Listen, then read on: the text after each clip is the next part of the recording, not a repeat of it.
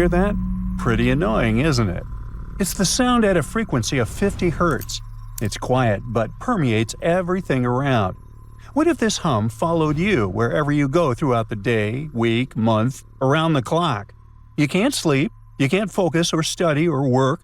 You want to scream in frustration, but the sound continues to torment you. That would be awful. Unfortunately, this nightmare is a reality for the residents of the Scottish Isle of Lewis. Day and night, about 200 people go crazy over a strange low-frequency sound. They say it seems to be pulsating, causing headaches, dizziness, and the feeling of an existential crisis. And no one can find its source. The islanders decided to create a special Facebook group to discuss the causes of the sound, share their experiences, and support one another. One woman says the hum is impossible to ignore. It sounds like it's shouting in your face, demanding your attention. For this reason, she hasn't been sleeping well for several weeks. I understand. The island administration, as well as the residents, are powerless to solve this problem. Now, the locals used a spectrograph to study the hum. The device showed that the sound had a constant frequency of 50 Hz. It spreads all over the island, but it doesn't originate from within it. This means the source may be far away from the shore. An underwater laboratory? Testing some kind of a secret invention? A harsh experiment on people? An unknown sea creature? Ooh. People develop a lot of theories, but nothing helps. The country's top leadership may be aware of the nature of this sound, but they probably don't want to talk about it. It sounds like nonsense, but let's visit the small northern Irish town of Omagh. Its residents reported a constant buzzing that prevented them from sleeping. They just woke up in the middle of the night and heard this hum. The sound spread in different parts of the city, and no one knew its nature. People heard the sound every night. But fortunately, the city council coped with the problem. They found the source of the hum, but for some reason, they refused to tell the residents about their investigation. Moreover, they said the sound could return in the fall. The locals demand the truth. There's a big doubt that they will get it.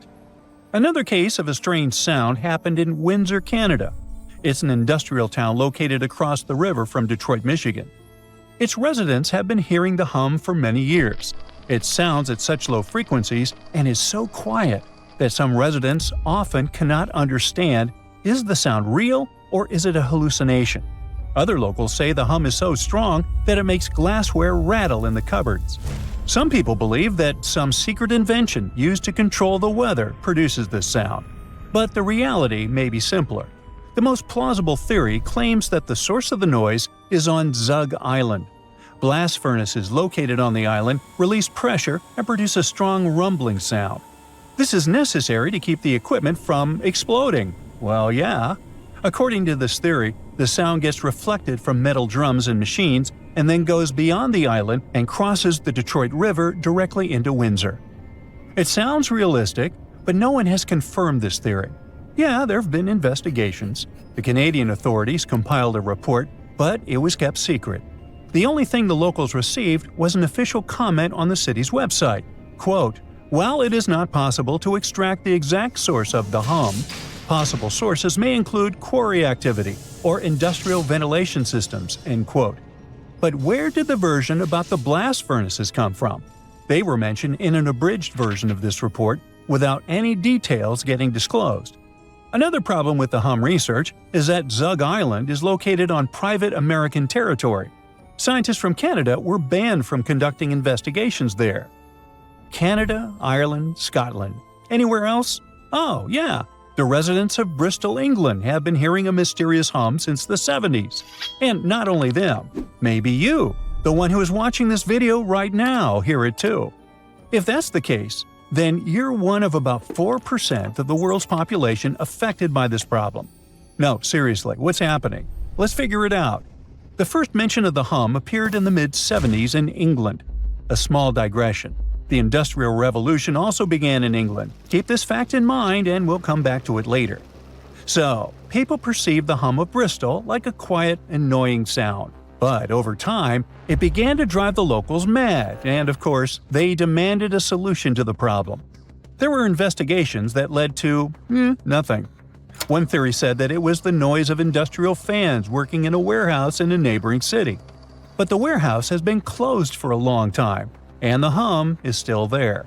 In 2015, scientists suggested that ocean waves could cause the annoying sound. When they collide with ridges and continental plumes, they release a sound wave, blah blah blah. It's too far-fetched. Other scientists have suggested that vibrations caused by volcanic eruptions and earthquakes are the reason for everything. It also doesn't sound plausible. About 8 million lightning bolts strike the planet every day. These impacts create an electromagnetic charge. This energy causes the air between the surface and the ionosphere to resonate, and nope, that's all wrong. Sea waves, earthquakes, lightning? Seriously? Then why do so few people hear the hum? No, there must be something else here. There are many theories, but look at the whole picture. What do you see? In Ireland and Canada, the information about the hum is classified. It appeared in England in the 70s, and there are no earlier records of it. What does this tell us? The nature of the sound is not related to nature. It's about people and technology. England became the first industrial country. In England, the sound appeared for the first time. If this phenomenon had bothered people before, we would have found some records. It means it may have an artificial nature.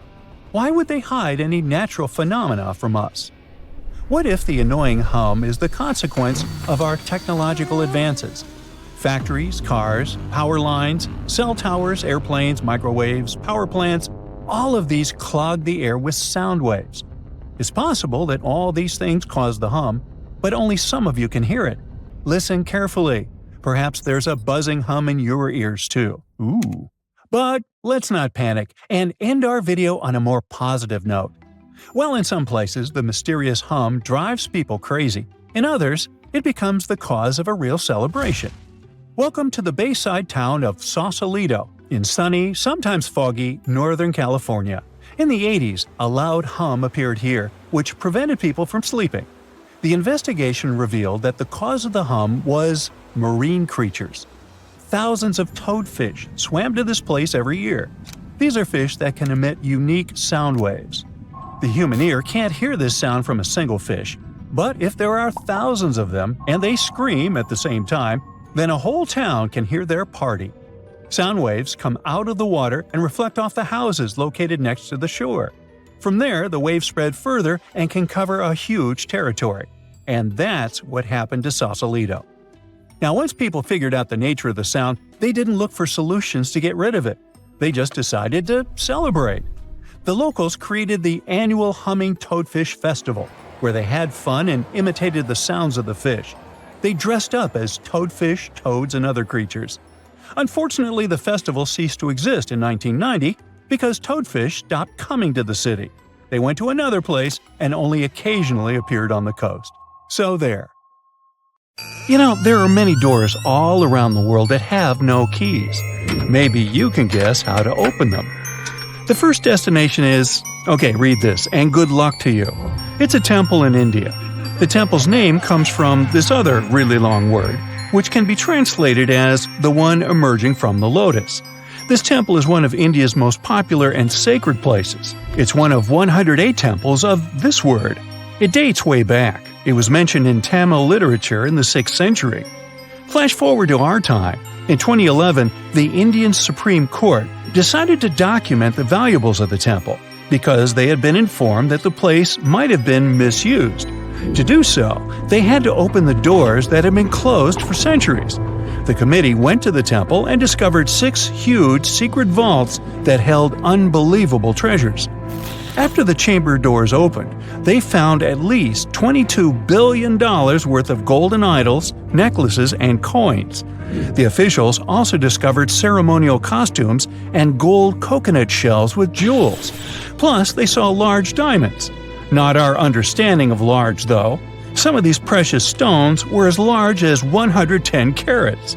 To put it in perspective, a small solid gold statue from the collection could be worth around $30 million. After this fairy tale-ish treasure had been discovered, the temple got equipped with metal detectors, cameras, and other safety precautions before the first visitors started to arrive. Now, there are a lot of security guards at the temple. But are they protecting the treasure, or is there something more mysterious hiding behind its doors? The temple has 6 chambers, and the valuables are kept there. These rooms are named Chambers A through F. The expedition committee opened 5 of these vaults with significant effort. But the most bizarre thing is that, despite all the efforts involving existing tech, the mysterious Chamber B still wouldn't open. On the side of the door, 2 carved cobras are welcoming you. The door works as a gate. You can easily see it with the unaided eye, just like the doors leading to other chambers. Surprise! Experts discovered 2 more doors behind the first one. The second door is wooden, and the last one is made of iron. Strangely, the last door was sealed. It also doesn't have any means of entry, no bolts, handles, latches, or anything else. To this day, no one knows what's inside Chamber B. Believers say that opening the door against its will can release into the world unnamable things. Others say that Chamber B may hide a tunnel. It might not be related to the reasons above, but the High Court of India warned against opening the doors of Chamber B. Now, in 2010, David Crespi, a French engineer, visited Machu Picchu. He discovered a strange door in one of the main buildings. The door was in a narrow path neither tourists nor archaeologists used very often. David believed that the place was an entrance the Incas had sealed for some reason. He contacted archaeologists and authorities right away. They promised him to start investigating the area in the near future and let him know about his potential discovery. Well, months passed, but he didn't get any news. No response to his emails and calls. In 2011, he found an article by Terry Jameen about Peru. David reached out to him in no time. He described his finding to Jameen. After that, Jameen and other archaeologists went to Machu Picchu to investigate the secret door. They concluded that this door was indeed an entrance sealed by the Incas. The researchers confirmed the existence of 2 entrances found behind the famous door. They also got the 3D representation of a staircase leading to the main room and another chamber. The analysis also revealed several cavities, among which there was a vast quadrangular room. Plus, georadars detected some metals. Those might be golden and silver objects. Jameen and his team thought this place was a chamber of pre-Hispanic times. They believed the door had been sealed by the Incas to hide something important. Maybe an enormous treasure, or something no less precious. Jameen also claimed that finding this chamber could lead to the discovery of a mausoleum. Jameen submitted an official request to the Peruvian authorities for permission to open the chambers. Yet, neither his application nor requests of other archaeologists have been approved so far. Authorities claim that opening this door could cause damage on the other sides of the archaeological site. Yet, the use of an endoscopic camera has confirmed the hypothesis that the stone blocks at the entrance are only there to close the passage. They are not there to support the internal structures of the building. The third mystery is in Giza, Egypt. Explorers uncovered 2 secret doors inside the Great Pyramid. There are 2 tunnels, each around 8 inches wide, that go from the north and south walls of the Queen's Chamber. But the tunnels are closed by stone blocks before they reach the outside of the pyramid. So, where are they leading to? No one really knows the true purpose of these tunnels. Some archaeologists think these doors might be hiding a yet undiscovered chamber. Egyptologist Zahi Hawass explained how these doors were first found. A robot designed for this expedition was sent inside the shafts of the Queen's Chamber to find out what was there. The research team attached a camera to the robot. The footage revealed that behind the stone door, there was another sealed door. The archaeologists were thrilled to see this door instead of just a dead end. The structure of the stone door blocks the other doors perfectly. Experts think it's an incredible bit of engineering. Now, it's not possible to reach the door because it's behind a huge stone block. But archaeologists are trying to find a way to get there without damaging other parts of the structure. These new discoveries have only raised more questions instead of answering the already existing ones. Secrets are still waiting to be revealed. Our final stop is the Taj Mahal, a monument to love. Mughal Emperor Shah Jahan made this memorial to honor the memory of his beloved wife, Mumtaz Mahal. The total number of doors in the Taj Mahal is so great, this video would be days long if we started talking about all the sealed rooms. Experts think that if someone opened these doors after they've been closed for so long, it released carbon monoxide, and when this gas meets the marble, it forms calcium carbonate. That's why this could lead to the appearance of cracks in the minarets of the Taj Mahal. Also, a legend says that if these doors get open, a dreadful curse will be unleashed from the mausoleum's underground chambers. And here's a bonus from Canada: the door of room 873. This is a room at the Fairmont Banff Springs Hotel, which opened in 1888. The story goes like this. Decades ago, someone committed a crime in this room. After the investigation, the hotel administration refurbished the room and rented it out to other travelers. But rumor has it, other guests who stayed in the room later also faced unpleasant situations. They reported hearing strange noises. The TV in the room kept flickering. It's guessed that the door of room 873 was sealed with bricks. Curious guests who heard these mysterious stories wander along the corridor where the room used to be and knock on the walls to contact potential ghosts. Well, which of these secret doors would you like to open? Off the coast of Croatia, archaeologists have recently uncovered something incredible. A perfectly built stone road, still intact, buried under layers and layers of mud. It's almost 7,000 years old. Who built it? Why? And where does it lead? This road might have been lost forever, if not for sheer luck. Back in 2021, archaeologists were looking at satellite images of the island of Korčula, a little Croatian island in the Adriatic Sea. Suddenly, they noticed some strange shapes, odd patterns, half seen beneath the waters. Curious, they dove into the waters to check it out. That's when they uncovered something incredible, a sunken Neolithic settlement, the village of Solin. But the ancient village was just the beginning. In 2023, while exploring the site further, archaeologists found something even more breathtaking. A perfectly built stone road, still intact, buried under layers of sea mud. It was thousands of years old. The road is only 13 feet wide. It's laid carefully, stone by stone, a ghost of a forgotten world stretching across the seabed.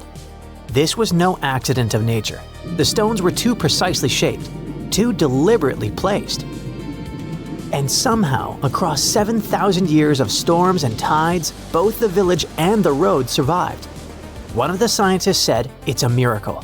The islands around Korčula shielded the coast from massive waves. This spared them both from destruction. They also found something else: ceramic fragments and flint knives, small whispers of the people who lived here in the past. But who were they?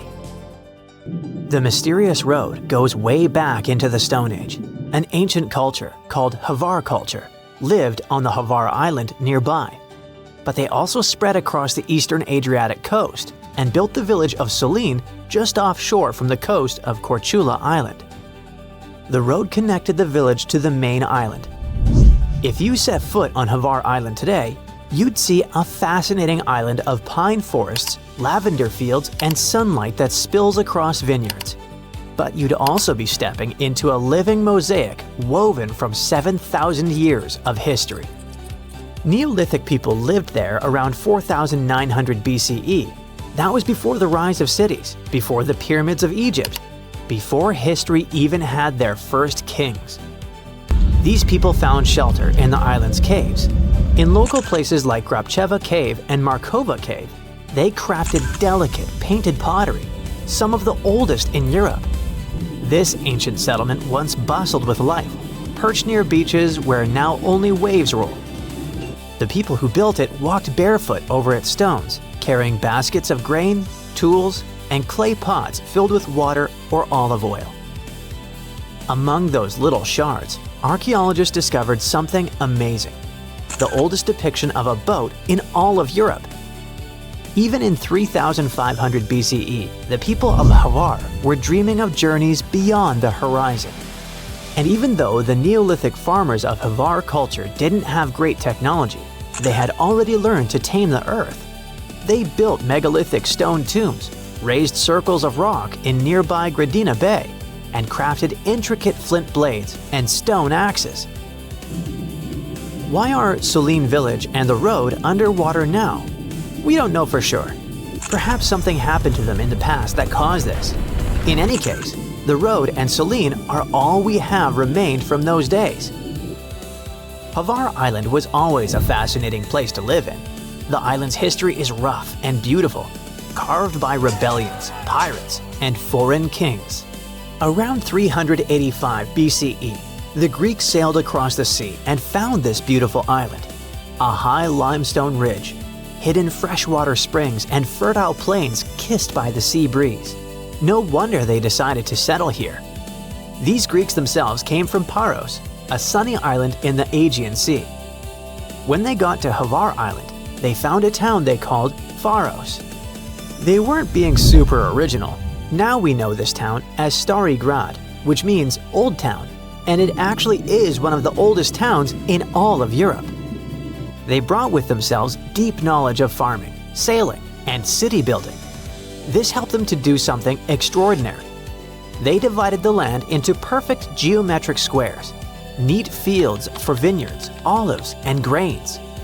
This perfect patchwork of farms is now called the Stari Grad Plain, and it's still so pure and unchanged after more than 2,000 years that it became a UNESCO World Heritage Site. Later came the Romans. Their villas and roads now also threaded across the hillsides. Then came the Croats.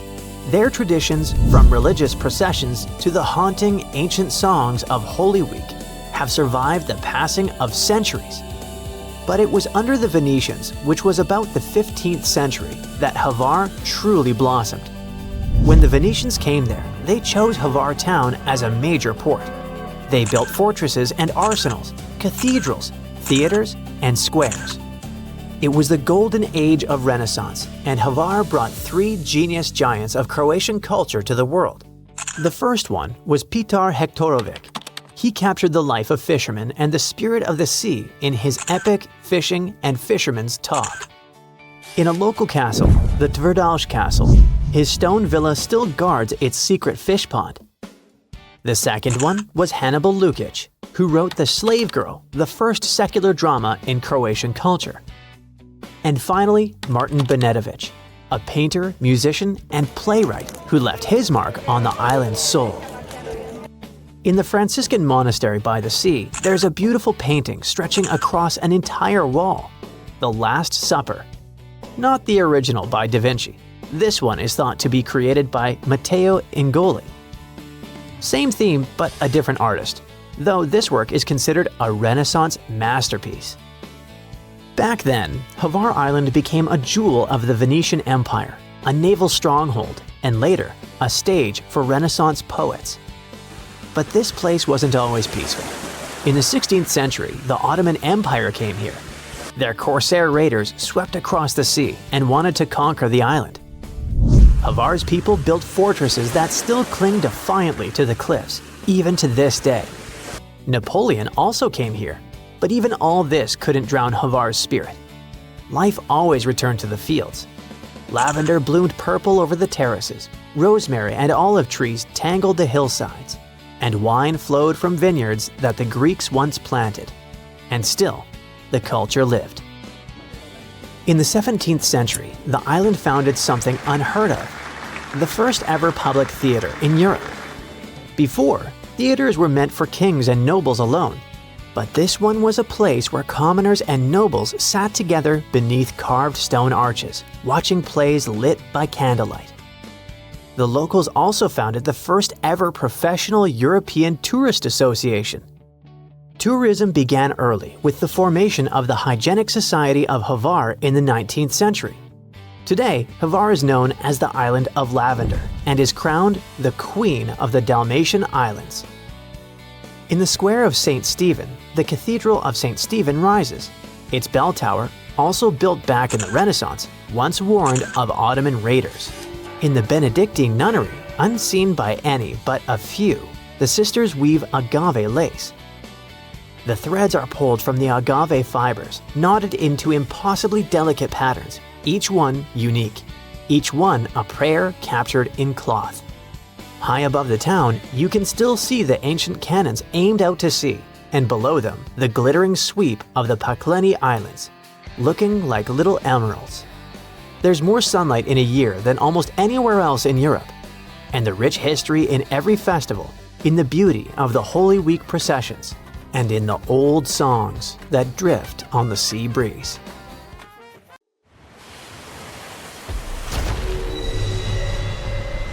Over 1,500 people lost their lives in this part of the ocean, so maybe it's a prudent idea to stay away from it. The spot where RMS Titanic sank remains dangerous. I mean, yeah, there are still huge icebergs out there, but there are even bigger threats lurking beneath the surface. Titanic is sitting about 12,500 feet underwater, nearly 400 miles southeast of Newfoundland.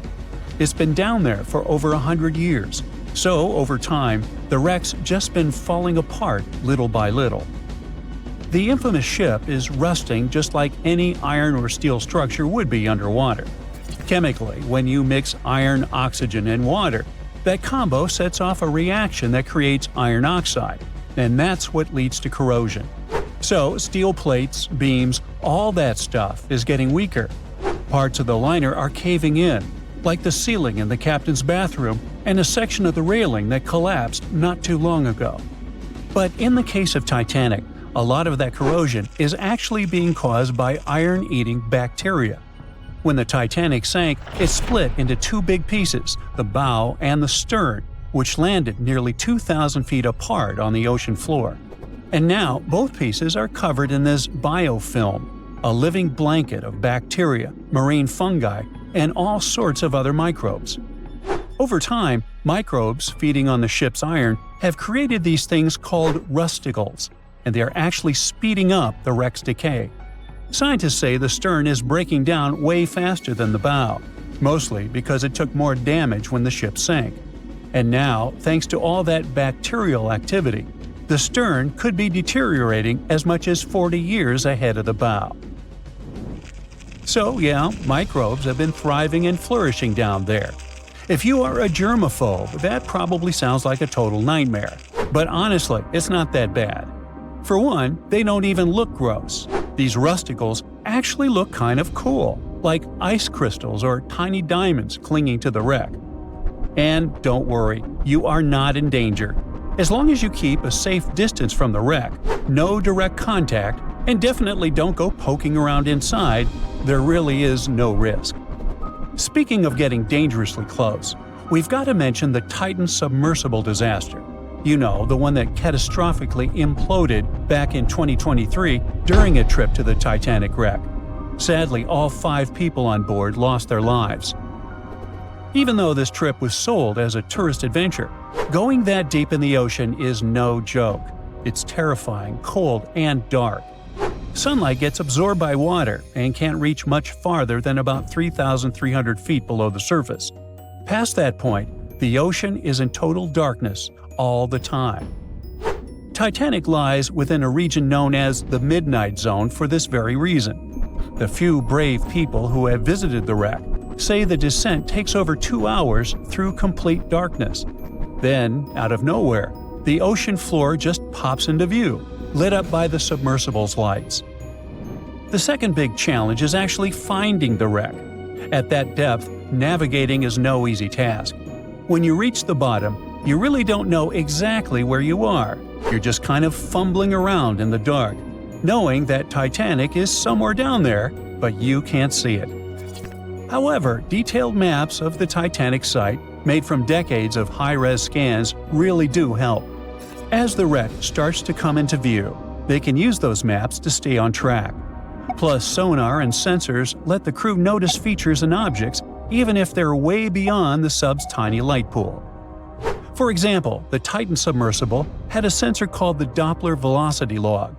This one sent out sound waves to measure how fast the sub is moving and how deep it is, based on its distance from the ocean floor.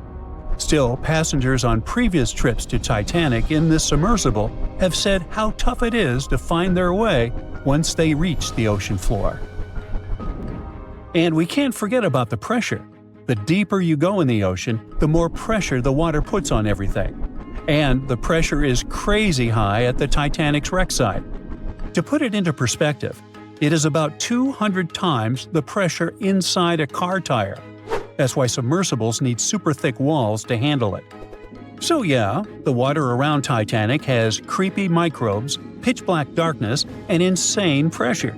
But there is one more thing happening down there, and that's unpredictable currents. You're familiar with them. I mean, when you swim in the sea, you can usually feel the currents pulling you from side to side. But the deep ocean has its own set of underwater currents too. They're not as strong as the ones you feel on the surface, but they can still move massive amounts of water around.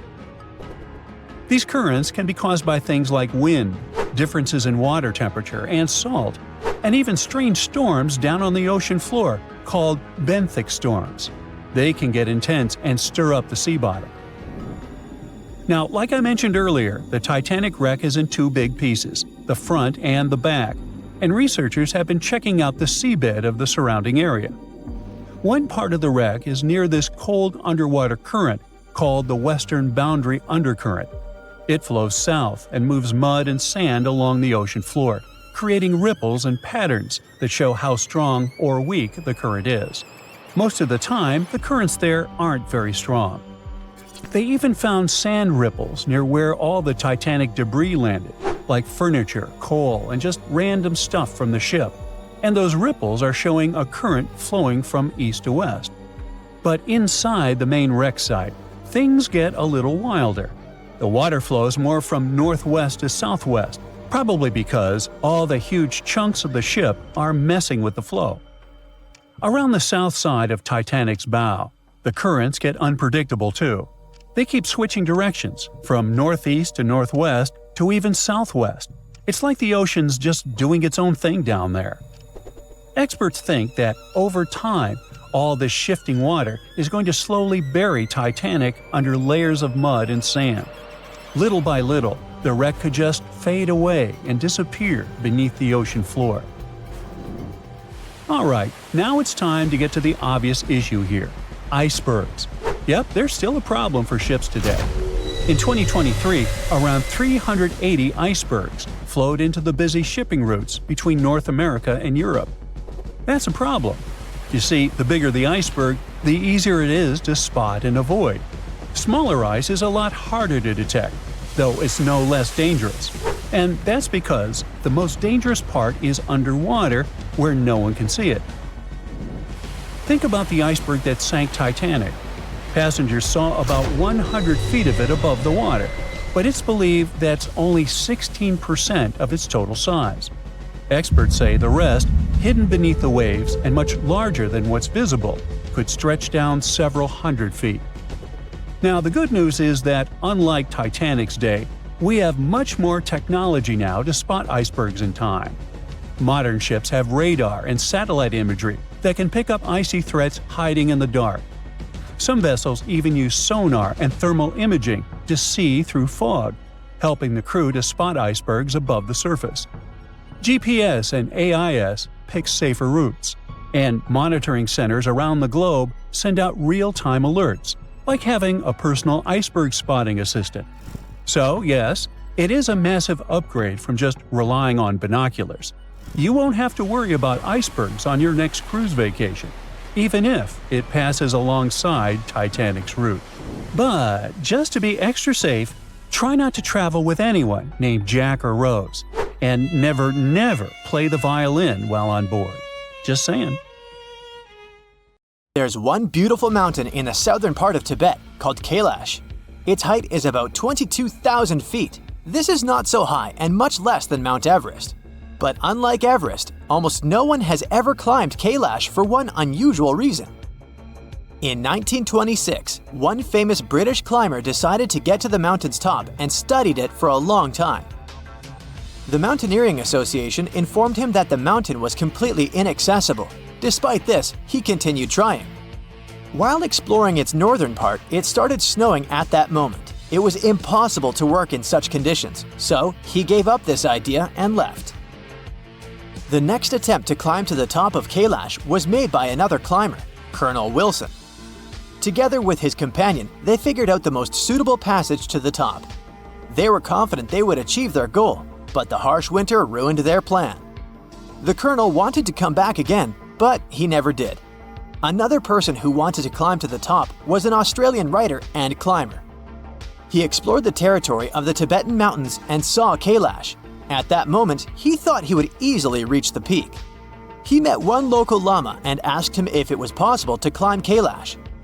Lama replied that only an innocent person, free from any sin, can get there. And this person didn't even need to climb the icy walls, as he would be able to fly up there like a bird. The writer didn't really understand what the Lama meant, but for some reason abandoned his idea. Then in the 80s, the Mountaineering Association again considered the issue of Mount Kailash. They decided to allow conquering the peak to Reinhold Messner, an Italian researcher who was one of the first to make a solo ascent of Everest. When he heard the offer to climb Kailash, he refused to conduct an expedition. He said, "If we conquer this mountain, then we conquer something in people's souls." The climber knew that this mountain was a sacred place for local Tibetans. Pilgrims from all over the world came to its foot. Reinhold Messner knew this and didn't want to do something that could offend other people. No one is allowed to climb to the top of this mountain, but you can go to its foot to feel the energy and enjoy the beautiful view. Put a photo of the Rainbow Mountains and a canvas with a painted landscape next. It will be difficult to distinguish the drawing from reality. These mountains look like paintings. This is a real art of nature. Rainbow Mountains, located in one of the geological parks of China, shimmer with almost all the colors of the rainbow. The rocks seem to be covered with glass and reflect sunlight. This place got these colors thanks to the sandstone and minerals. These substances have been pressed for 25 million years and have made Rainbow Mountains one of the most beautiful places on Earth. We are in the Philippines. There are more than 1,000 unusual hills spread over a vast area. No, this is not a photo of chocolates. This is chocolate hills. They're small. The height of the largest reaches about 400 feet. You can quickly climb to the top in a few minutes. The peculiarity of these hills is that hundreds of thousands of people daily sprinkle these peaks with millions of tons of chocolate chips. And then, when it melts, the incredible smell of cocoa spreads throughout the territory. Okay, just kidding. Of course it's not chocolate chips. Every hill is covered with green grass. During the dry season, it dries out and gets a chocolate brown hue. This landscape is just a great photo for a package of sweets. Perhaps some company has already printed it on its box. Imagine a small mountain, about 33 feet high and 330 feet wide. It's not even a mountain, but a small hill. Nothing grows on it. No grass, no trees, just dark sand. But the peculiarity of this mountain is that it can move. Every year, it passes a distance of about 66 feet. Look at it, remember its position, and come back in 12 months. It will change the location, but also change its shape. Moving Mountain is located in the savanna of Tanzania. This massive dune has been moving in different directions for 3 million years. In fact, it doesn't consist of sand, but of magnetized volcanic ash. Once upon a time, a volcano erupted here. The settled ash formed these hills. If you take a handful of this ash and throw it into the air, it will be attracted to the total mass of the dune. A strong wind makes them move, but magnetic forces keep the sand together. One day, the mountain split into two parts and went in different directions. One of the most mysterious and strange mountains is located in North Carolina. This is Mount Brown. Externally, you won't find anything special in it, but try to take a tent and spend a couple nights there. Perhaps you will remember these nights for the rest of your life. People have often seen mysterious lights flying around this mountain. These strange fireballs fly high speeds over the top and disappear into the evening sky. Sometimes they disappear, appear, and disappear again. At first, people thought this was the result of ignited evaporating nitrogen, but this theory was refuted. Then, someone said that the balls were the light from the locomotive's headlights, but after the railway was flooded and the train stopped working, people continued to see the lights. There were reports of white, yellow, orange, and blue lights. Many are sure that they are optical illusions. One physics professor decided to check the validity of this version. He spent several years in this region, next to the mountain. Almost every day he filmed the rock, and one day he managed to catch these strange objects. In July 2016, he recorded Brown Mountain with 2 cameras from different angles, and both filmed a flying fireball. If it were an optical illusion or glare on lenses, then one of the cameras wouldn't have captured this phenomenon. This proves that the balls are real, but their nature is still unknown. One of the men claimed he had touched the flying ball when it was flying on the highway. The man said he felt an electric current. Now this place attracts thousands of tourists from all over the world. Fans of strange and unexplained phenomena like to come here.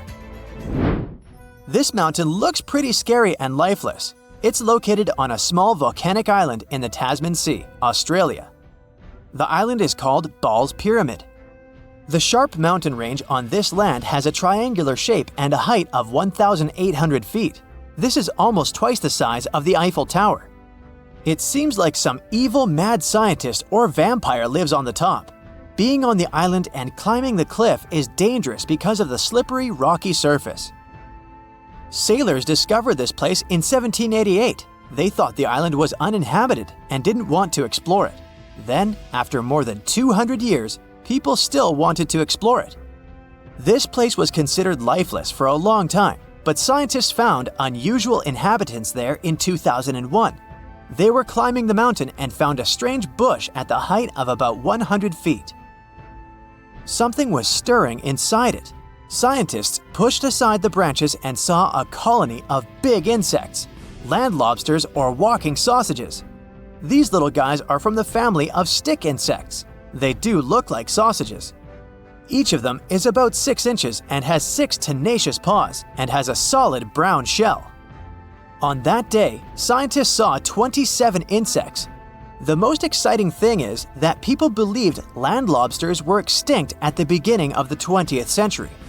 How did they end up on this mountain? And how did they manage to survive in this remote, lifeless place? No one knows.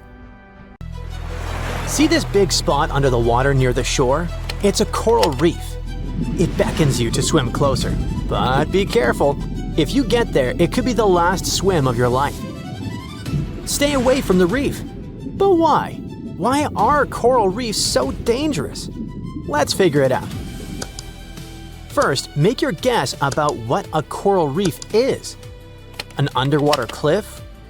Rocks? A coastal landscape? Some spot where shells live? Close, but not true. In short, a coral reef is a living thing. What we see in shallow tropical waters are colonies of organisms called coral polyps. They are distant relatives of jellyfish and anemones with amazing superpowers. They can absorb calcium from the water. When they do this, they convert calcium into hard limestone rocks. These rocks, like building blocks, form solid coral reefs and settle on the seabed. But there are soft coral reefs that look like plants. They float freely with the currents, swing in different directions, and seem to pulsate under the water. They don't have solid coral blocks, but they can grow tree-like cores to maintain their position. Both hard and soft coral reefs are beautiful creatures, but at the same time, they are very dangerous. Many ships were wrecked when they hit shallow water, as the sharp edges of coral reefs ripped through their hulls. But what danger is there for someone swimming alone, who isn't going to hit the reef? You can just scuba dive and enjoy the beautiful views of coral polyps, but be prepared to encounter unexpected and unpleasant creatures. A coral reef is not just a living colony, it's a home for thousands of diverse marine creatures. And some of them can be very dangerous for humans. Like the blue-ringed octopus, for example. This is a tiny creature that you will definitely notice thanks to the bright spots on its body, but don't touch it with your hand, as it's one of the most venomous creatures on Earth. The amount of toxic venom carried by this octopus can harm 26 people, and these people are unlikely to survive this encounter. The poison works within a few minutes, and there's no antidote in the world. What makes it even more dangerous is that the octopus's sting is painless. You probably won't even know you've been stung until the first symptoms appear: body paralysis, respiratory problems, and cardiac arrest.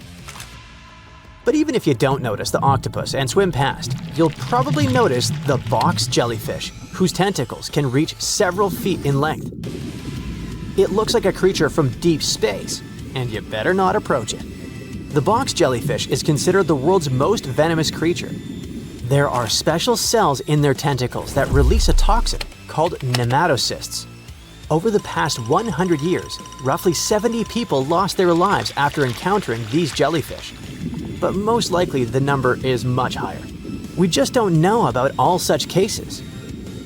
Unlike the painless sting of the blue-ringed octopus, the encounter with a box jellyfish hurts. Another dangerous inhabitant of coral reefs is a rock. Yes, take a look. It's just a rock that's part of the reef. But wait a minute, it seems to be moving. Don't touch it. It's incredibly venomous. By now, you've probably already realized that this is not a stone. This is the stonefish. And this sullen-looking guy is one of the most venomous fish on the planet. Do you see those little spikes along its spine? The fish raises them when it feels in danger. If the toxin covering these spikes enters your body, you have less than an hour to take the antidote. If you don't make it in time, better not dwell on the worst-case scenario. Do you still want to swim closer to the coral reef? If so, go ahead. There are other scary creatures there. This one, for example, doesn't pretend to be a rock or something harmless. It looks dangerous, and it is dangerous. It's the moray eel. These underwater snakes are not venomous, but meeting them can be unpleasant. They can bite quite painfully, but only if you disturb them in their burrows. Of course, you probably won't want to tease these creatures, but you might accidentally approach their burrow without knowing they live there and poke it with your finger. Once you do it, get ready for a payback strike. By the way, moray eels are poisonous because they eat toxic algae and fish. However, they can't use this poison against you unless you try to eat them.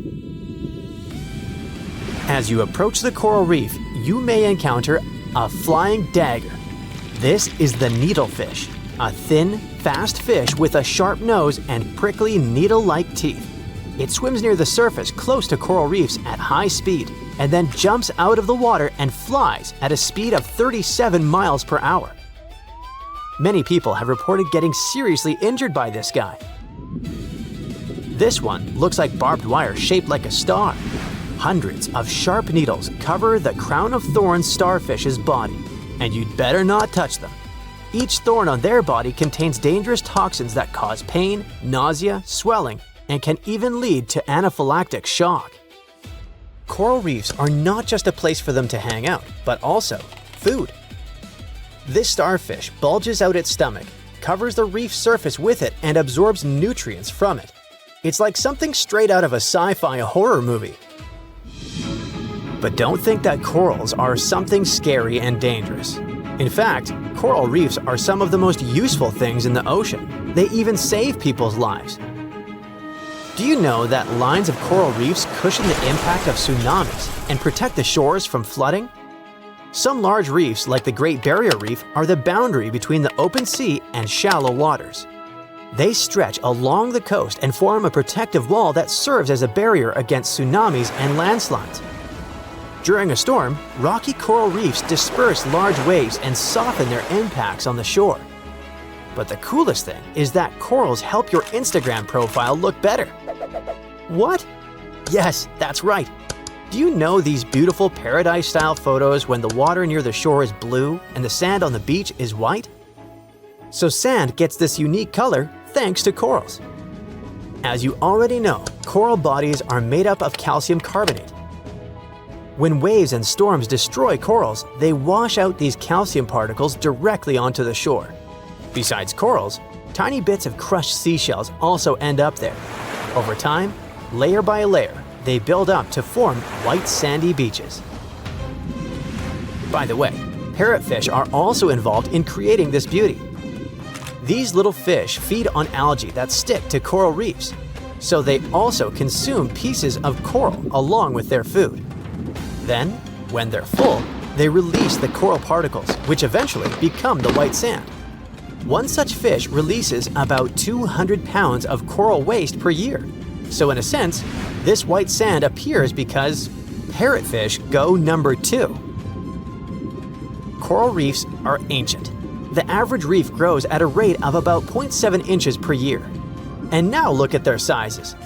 The Great Barrier Reef stretches for more than 1,430 miles, and it's been growing for 8,000 years. It's been here since people began to develop agriculture, domesticate animals, and build the first settlements. And some reefs are much, much older. That's why it's so important to preserve this unique natural wonder. And humans end up destroying it, often when ships accidentally crash into coral reefs. When this happens, it ruins the home for thousands of sea creatures.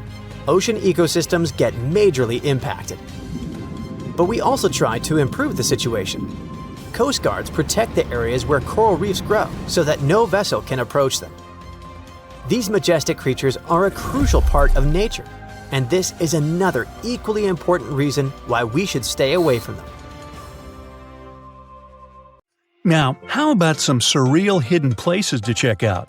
Grab a flashlight and your backpack, and bon voyage!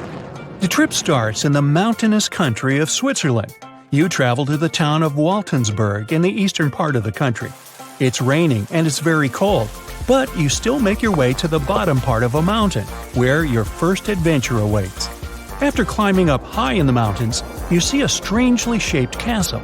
To get there, you must walk up an extremely narrow pathway. Don't look down, you think to yourself. You tighten the straps of your backpack and manage to walk along the pass. Standing at the door of the castle, you really can't believe what you see. A 13th century fortress built entirely of stone. Today, all that is left of Krafenstein Castle is mainly its ruins, but their condition is good enough to get an idea of what the place looked like back in its glory days. You take your time to explore the castle inside, but honestly, this place gives you the chills and you're ready to move on. The next place on the list is Turkey. A plane and then a car ride later, you arrive in the city of Çorum in the northern part of the country. On the outskirts of Çorum, you find a valley filled with old, overgrown mountains and see the beginning of the trail you're about to hike. The way is extremely steep, but it leads to a secret door carved in the mountain. Congratulations! You've just arrived at Kapilikaya. The huge door is a massive arched stone that blocks the entrance to a hidden building. Experts think it has existed since the 2nd century BCE. Unfortunately, the huge door won't open, so what's hidden inside is a mystery today. It's guessed that there is a room inside. Some locals say there's a treasure hidden there too, but until today, no one has managed to enter the place to check. Okay, it's time to get moving before night falls. Next, you get the unique opportunity to travel to Ethiopia. Wandering around the city of Lalibela, you stumble upon a huge pit carved in the ground. You approach it carefully, and soon enough, you see a magnificent terracotta building, so richly detailed it leaves you mesmerized. But that's not all. There are 10 other pits just like this one, hiding King Lalibela's 12th century buildings. All 11 constructions are different from one another, yet share a similar recognizable style. They were hand-carved over the span of 24 years, only with the help of chisels, which is unbelievable given that these buildings are up to 50 feet high. That's about as tall as 5 African elephants stacked on top of each other, if you could do that. This unconventional way of construction made them entirely monolithic, meaning they were carved out of just one gigantic piece of rock. Pretty impressive, huh? Once you leave Ethiopia, you grab a flight to southern Italy, right there on the tip of the boot. No hiking is needed here. Whew! Your friend takes you to a site called Sassi di Matera. It's a Paleolithic city carved in the slope of a steep hill. You might feel like you've traveled in time here, as local stone houses and ancient buildings are unlike anything you've ever seen before. The site, also known as De Sassi, is suspected to be one of the first human settlements in Italy, dating back to over 9,000 years ago. Wandering around the town, you might get invited inside one of the cave-like houses. Oh, and as weird as it may sound, some of the streets run on top of people's homes. Talk about Paleolithic urban planning. You're probably becoming an expert on rock-cut architecture by now, but there are still a few sites left on your list. Next off, you head to Slovenia to visit the world's largest cave castle. This medieval castle was built on top of a 400-foot-high cliff and was designed to be impenetrable. Luckily for you, security is much more relaxed today. Still, if you're looking for a more challenging and less touristy way inside, you can get into the castle through one of its many underground tunnels. They were built over 800 years ago for the owner of the castle. He needed secret passageways to sneak supplies. Today, Pajama Castle is both enchanting and mysterious. I'd say it depends on whether it's a warm sunny day or a cold stormy night. After this medieval experience, you head on to visit Petra, a magnificent Jordanian monument found in the middle of the desert. To get around here, you'll need a large supply of water and sunscreen because it's going to get hot. But this site is worth it. The city of Petra is a marvel of the ancient world. Back in the 4th century BCE, this region was a trading hub at the crossroads of commercial routes. Petra was a wealthy city, home to the Nabateans, an Arab Bedouin tribe that thrived in the region for many years. The rock-carved gate-like structure Petra is famous for is called the Pharaoh's Treasure.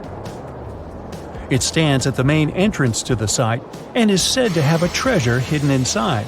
You might feel tempted to check it out for yourself, but that's an adventure for another trip. For now, you hop on another plane ride, this time to the Americas. First, you visit the USA, more specifically, the mountainous state of Colorado. You make your way to Mesa Verde National Park. There, in between the greenery and abundant vegetation, you'll find over 600 dwellings built in the cave beneath the cliff, carved deep into the mountainside. This ancient village is now considered a heritage site. The local Puebloan tribe built it back in the 1190s. One of its main buildings is called the Cliff Palace. It's a multi-story construction built from sandstone and mud mortar. The palace alone housed over 150 rooms. If you're feeling sporty, you might want to visit the Balcony House. To get there, you'll have to climb a 32-foot ladder. You'll get to see a mid-sized village of 38 rooms, including 2 kivas. Those are traditional chambers that were built by the Puebloans for ceremonial purposes. Still, in the U.S., you make your way to the hills of South Dakota. You're there to visit one of the world's most impressive human-made sculptures on Mount Rushmore. What's so mysterious about this place, you might ask? Well, during Mount Rushmore's construction, a 70-foot-long secret tunnel was built behind the head of Abraham Lincoln. The tunnel was supposed to hold all the documents and artifacts important to the United States history. After the designers thought it through, they decided it was better to hide them in a safe box in the floor of the tunnel. The box holds the history of how Mount Rushmore came to be carved, as well as a brief history of the U.S. and the 4 presidents depicted on the mountain. Amazing, right? Now, you're headed down to Machu Picchu, a South American site hidden between the Peruvian mountains. Machu Picchu itself is already a mystery. Researchers still don't know why or even how the ancient Incan civilization managed to engineer the stone-built citadel all the way back in 1450 CE. To get there, you must endure a 3-day hike, reaching the impressive altitude of 8,000 feet above sea level. Or you can get a train, but that's no fun, right? You're here to check on a relatively new discovery. Back in 2010, French engineer David Crespi was taking measurements of the Inca ruins when he noticed a door he had never seen before. It was sealed off by stones. He went back to the site a few months later with an electromagnetic scanner. The scanner, which could detect objects behind walls, showed there were copious quantities of metals behind that sealed door. The researcher contacted the Peruvian authorities requesting to remove the rocks, but they didn't authorize it. As of today, the door is still locked. Whew, this trip was long, wasn't it? Make sure to get some rest, Indiana Jones. It happened 66 million years ago. Hey, it could have been September. A massive asteroid slammed into Earth, bringing along chaos and devastation. The tragic aftermath of the terrifying collision led to the extinction of dinosaurs. Yes, I'm talking about the Chicxulub asteroid that left a massive crater in Mexico and changed life on Earth forever. And now, it turns out it wasn't the only cosmic rock to hit our planet during that time. Scientists have just confirmed there was another asteroid. This second space rock wasn't as big as Chicxulub, but it still packed a punch. It crashed to the ground off the coast of West Africa, smashing into the ocean and leaving a crater called the Nader crater. And tell you what, it wasn't a small splash. The impact was so powerful, it triggered a whole tsunami. It was more than 2,600 feet high, almost as high as the Burj Khalifa, the tallest man-made structure in the world. But how did we come to the conclusion that there was a second impact? Well, this researcher spotted the Nader crater in 2022. Dr. Nicholson was looking for some high-tech scans of the ocean floor when he noticed a massive 5.5-mile-wide depression under almost 1,000 feet of water. Well, he thought it could be an asteroid impact crater, but at the time, the evidence he had wasn't solid. But now, scientists have confirmed that this is the real deal. A second asteroid did hit Earth during the dinosaur extinction era. Now, let's see how they figured all this out. For one thing, there were those super high-resolution 3D seismic images. They allowed researchers to peel back layers of the ocean floor and get a crystal-clear look at the crater. It was like going from a blurry old ultrasound to the kind of 3D scans where you can see every little feature. Their findings confirm that the crater was left by an asteroid, somewhere between 1,500 to 1,640 feet wide. And it didn't just create a hole in the ground. The impact was so intense that it produced a central peak, formed escalating ridges around the crater, and even left a damage zone that stretched out for thousands of miles. Using those super detailed images, the scientists have managed to reconstruct what happened right after the asteroid hit the surface of our planet. First, it slammed into the ocean, creating an initial bowl-shaped crater. As the shockwave spread, the seabed was shaken so violently that it triggered landslides, and the soft sediment surrounding the crater collapsed inward, creating a noticeable brim. As you already know, the impact also triggered a tsunami, and it was so shockingly powerful that its waves didn't just go outward, they actually turned back towards the crater, leaving huge scars on the ocean floor. And this wasn't just one big wave. No, it was a whole series of them, a train of tsunamis smashing everything in their path. Now, this second asteroid impact is a huge deal for scientists. It's a rare opportunity to study a marine impact crater in such incredible detail. There are only about 20 confirmed marine craters in the world, and none of them have been captured with this level of precision before. Plus, this data allows scientists to test new ideas about how craters form in water. You see, unlike craters on land, marine craters are hidden under layers of sediment, which makes them tricky to study. But with this new 3D imaging, we can look at the crater in all its layers. It's like slicing into a cake to see what's inside. Dr. Nicholson and his team are now dreaming of drilling into the crater and recovering samples from deep below the ocean floor. This would allow them to measure the shock pressure during the impact and figure out what happened in the minutes, hours, and days following the collision. Of course, the Chicxulub asteroid is still the star of the show when it comes to the dinosaurs' extinction. This space traveler was giant, somewhere between 6 and 9 miles wide. It hit Earth at a devastating angle, sending vaporized rock and gas into the atmosphere. It caused an impact winter that lasted for 15 years, because all that stuff blocked out the sun and plunged Earth into darkness. Now, probably the most intriguing thing is that some experts think the Nader asteroid might have been a chunk that had broken off from Chicxulub before it hit Earth. It's still just a theory, but if true, it could mean that Earth got hit by a double whammy from space. Now, let's travel back in time to the year 1908 in Siberia. Look around. You see nothing but trees and rivers.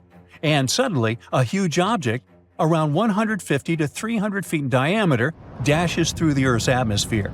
Is it a comet? An asteroid? Scientists aren't sure. What they do know for sure is that this intruder blew up in the sky over Tunguska, leading to one of the most powerful blasts in recorded history. It completely leveled the forest below, knocking out 80 million trees over an area of around 830 square miles.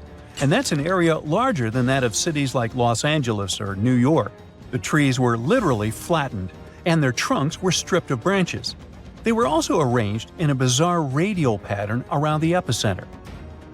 But what if this explosion had happened over a city? Every single building would have been destroyed, and countless lives would have been lost. Luckily, this disaster occurred in a super remote part of Siberia. The creepiest thing, though? When scientists finally reached the area years later, they found no impact crater. No wonder it led to even more mystery. The most logical explanation is that when the object went off in the sky, probably around 3 to 6 miles above the ground, it blew up before it could hit the ground, and still, it didn't stop the blast from leveling an entire forest. Fast forward to 2013 and another mind-blowing event, this time over a much more populated area, the city of Chelyabinsk. It was a regular February morning when an asteroid about 60 feet in diameter entered Earth's atmosphere, lighting up the sky. It was moving at a staggering speed of around 43,000 miles per hour.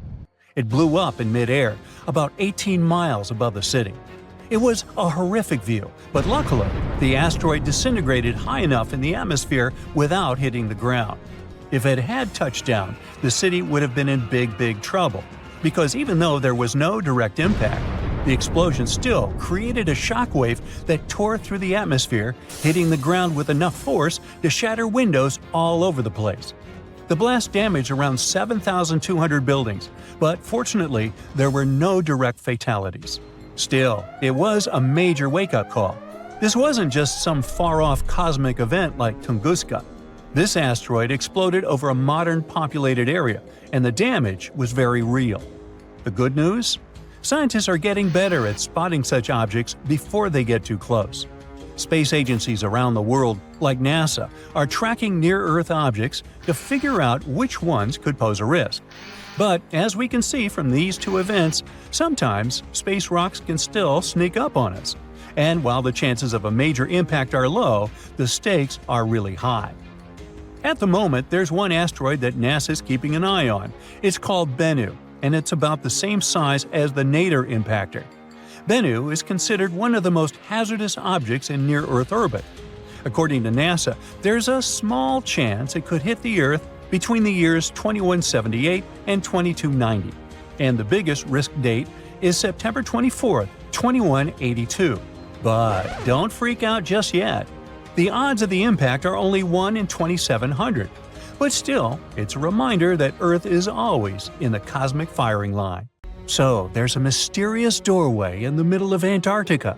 Some people think it's Bigfoot's vacation home, or a shuttlecraft from Star Trek, or maybe a door to Agartha, a mythical kingdom some people believe is located in the center of the Earth.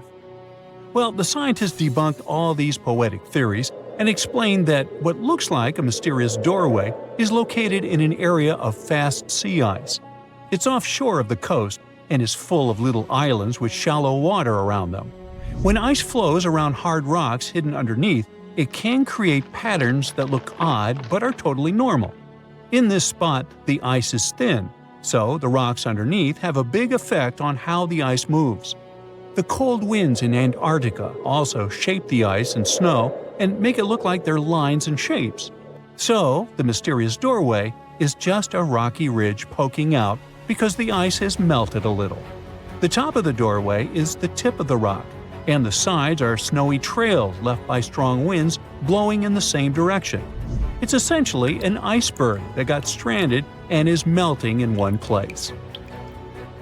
One YouTuber found another out-of-place mysterious object more than 150 miles off the shore of Antarctica, a 400-foot-long ice ship.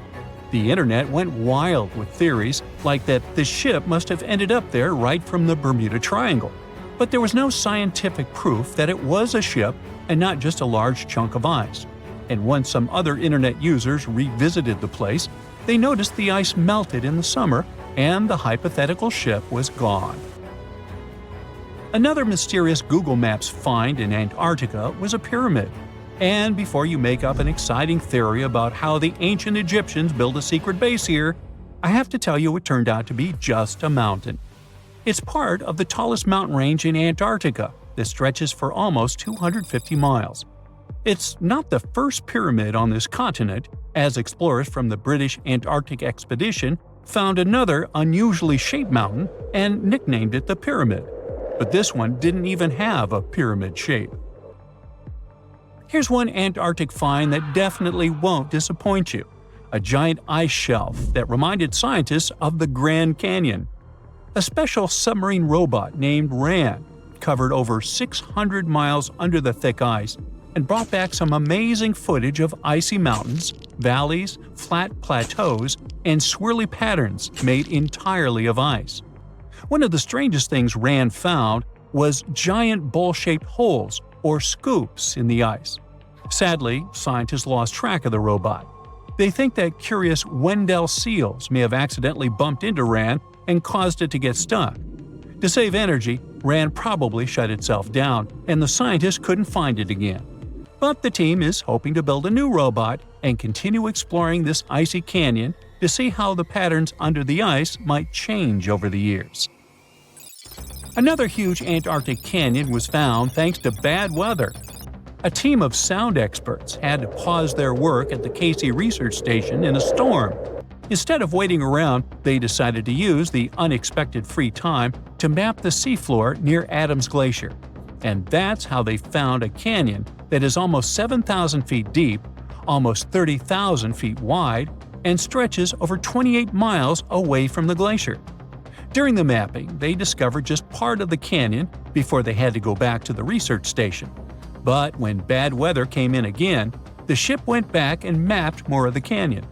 They were working in waves up to 13 feet high and super powerful winds, but they managed to get about 15 hours of data to complete their map. On the way back to Australia, they stopped one last time, and now they've got a full picture of the canyon. Studying it is helping scientists learn more about the history of glaciers and the interaction between the Antarctic ice sheet and the ocean. Now, there's a frozen lake in Antarctica called Lake Enigma. For a long time, people thought the lake was completely frozen solid. But during one expedition, researchers found that under the thick ice, there was a layer of liquid water about 40 feet deep. To learn more, they drilled through the ice and sent down a camera to explore what was hiding in the lake's depths. The lake's water, which they think comes from the nearby Amorphous Glacier through a secret underground pathway, was filled with strange microbial life. These tiny microbes lived in mats that covered the lake bed. Some of the mats were thin and spiky, and others looked like crumpled carpets, or even small tree-like shapes that grew up to 16 inches. Many of the microbes could make their own food through photosynthesis, just like plants do, and it gave the lake a high amount of oxygen. One of the coolest discoveries was a type of microbe which usually lives in low-oxygen places. Lake Enigma might be similar to environments on icy moons like Europa or Enceladus, so it could mean that these moons also have hidden water under their ice and possibly microbial life too. One more mind-boggling discovery from Antarctica is tiny pieces of amber in mudstone, found here for the very first time.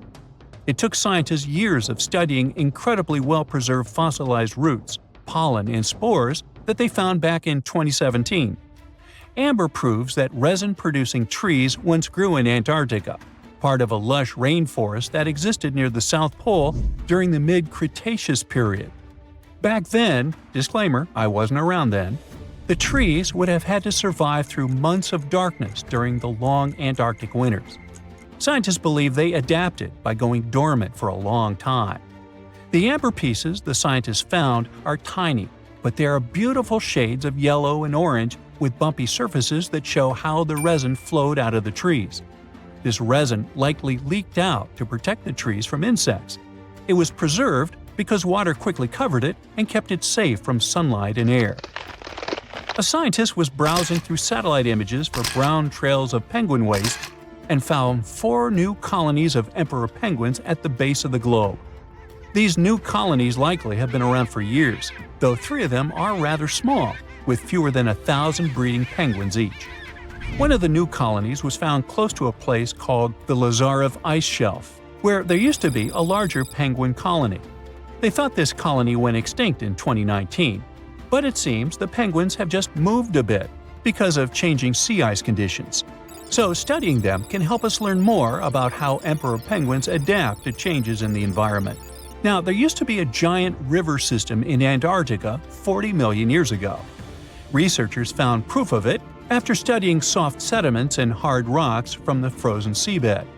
They looked at tiny bits of radioactive elements, like uranium and lead, and learned that the deeper dirt came from the time of dinosaurs. The dirt closer to the surface was younger and had an interesting pattern, like the kind you see in river deltas today, such as in the Mississippi River or Rio Grande. Scientists found tiny signs of life in the sand. The river that once flowed here started in the Transantarctic Mountains and traveled 930 miles before it reached the sea. Researchers kept studying newer layers of dirt from about 20 million years ago. They hope this will help them predict what the Earth's weather patterns might be like in the future.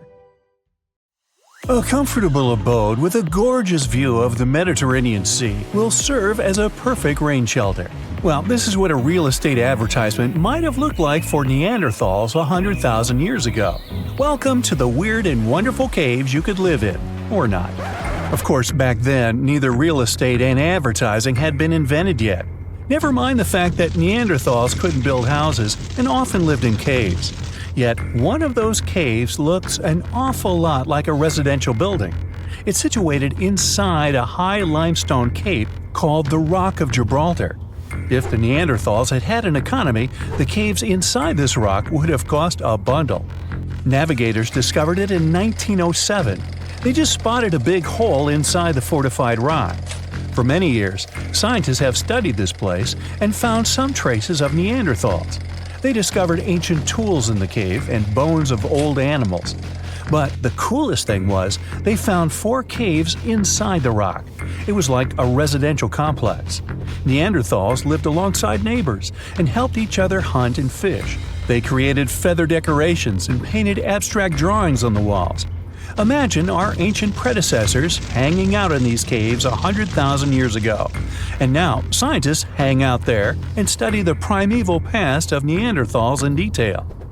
At the end of 2021, archaeologists uncovered a gap inside one of the caves leading to an unknown tunnel. They crawled through this hole and opened a new space under the cave roof.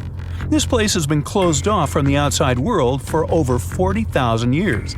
And it seems it was one of the most prestigious apartments in the entire mountain complex. It has high ceilings with ancient stalactites. The ruined stone curtains divided the apartment into several rooms. Scientists also found the remains of ancient animals and scratches on the walls. It seems that Neanderthals had never lived here, but they used to visit this place. Archaeologists found the shell of a sea snail called dog whelk. One of the Neanderthals brought it here for some reason, but the primary owners of this place were hyenas.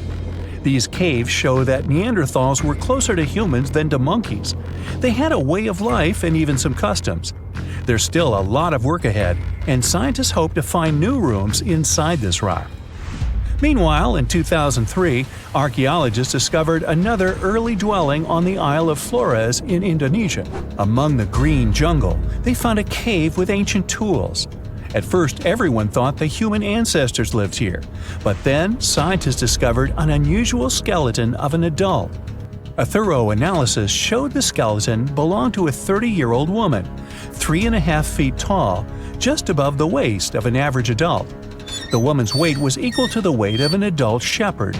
The skeleton didn't belong to Neanderthals or Australopithecines. It was a new unknown species, which scientists called Homo floresiensis, or simply the Hobbit. Also, there were remains of unusual ancient animals in the cave. It was an elephant the size of a cow, some large storks, and giant rats.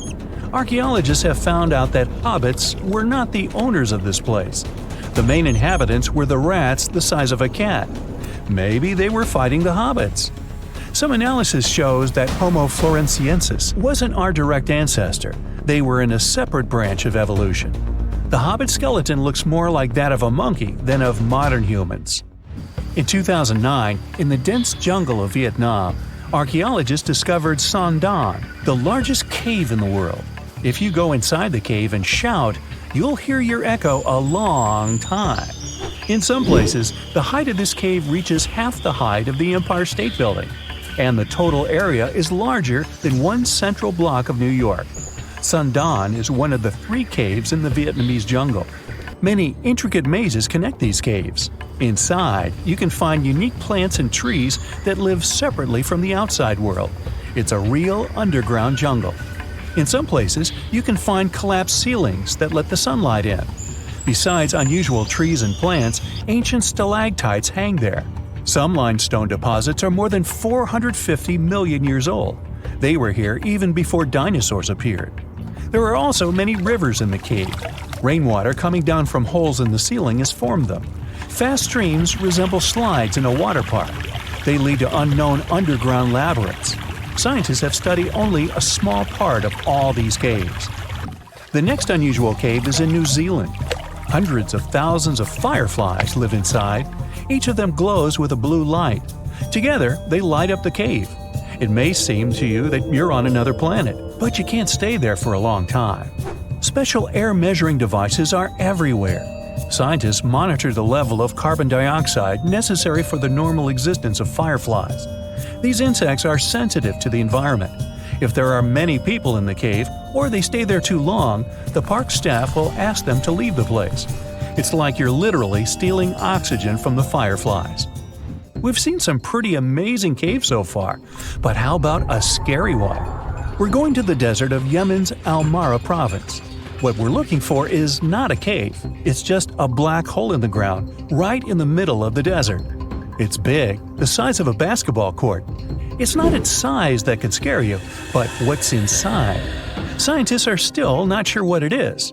From the depths of this black abyss, a disgusting smell of rotten eggs constantly comes out, and sometimes you can hear some strange, frightening sounds. The blackness of the giant hole in Yemen absorbs all the sun's rays, so you won't see what's there even with a powerful flashlight. People flew over this place by helicopter. They filmed using drones and the most powerful lenses, but they didn't catch anything except darkness. It looks like a big ink spot in the middle of golden sand. The locals are afraid to approach this place. They believe the cave leads to another dimension where evil creatures live. At the moment, the giant hole in Yemen is one of the most poorly studied and mysterious phenomenon of nature. How did it appear? How old is it? Where does it lead? Scientists are trying to find the answers to these questions. There are theories that the hole appeared because of construction work. Geologists drilled the soil nearby in search of minerals. It could have caused fluctuations in the Earth's crust and collapsed the surface. But no one can prove this theory, yet. And now, imagine a place where sunlight has not penetrated for more than 5 million years. There's little oxygen, and it's cold and damp. Still, life is born in this place, not only microbes and bacteria, but also something bigger. The living conditions in this cave are very different from the usual ones, so, in a sense, this cave is like another planet. It's the Movil Cave in the southeast of Romania, near the Black Sea. The entrance is a small hole in the ground. Inside, a tunnel leads deep below the surface. The levels of hydrogen sulfide and carbon dioxide are above normal inside the cave. The air here is half as much oxygen as on the surface. People can't be here without an oxygen mask, but other creatures living here can. The cave is home to 48 species of living organisms. 33 of them are unknown. Here you can meet some unusual insects, white snails and white spiders, millipedes with huge whiskers, transparent shrimp, and unique species of leeches. They all live here thanks to the little bacteria autotrophs. They absorb carbon dioxide and release food particles. Bacteria feed on it. Other larger organisms feed on these bacteria, and some bigger organisms eat those little ones. In the end, everyone gets food. In this cave, evolution has created a biological system separate from the rest of the world. Scientists found an entire city of Gyangola that was hidden beneath the dense jungles of Mexico for 600 years. It covers 360 hectares, had over 1,000 buildings, 2.5 miles of defensive walls, a network of internal roads, and a well-planned urban layout with temples and ball courts. and separate neighborhoods for the elites and commoners. For centuries, people believed there was just an abandoned fortress there, based on stories passed on from generation to generation. Until recently, there was no way to see how truly huge it was without spending years on the ground.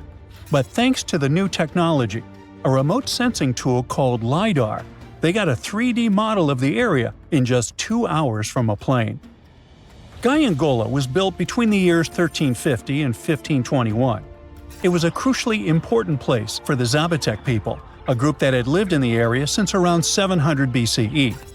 In Gaiangola, families lived together in homes with big patios in the middle, surrounded by rooms.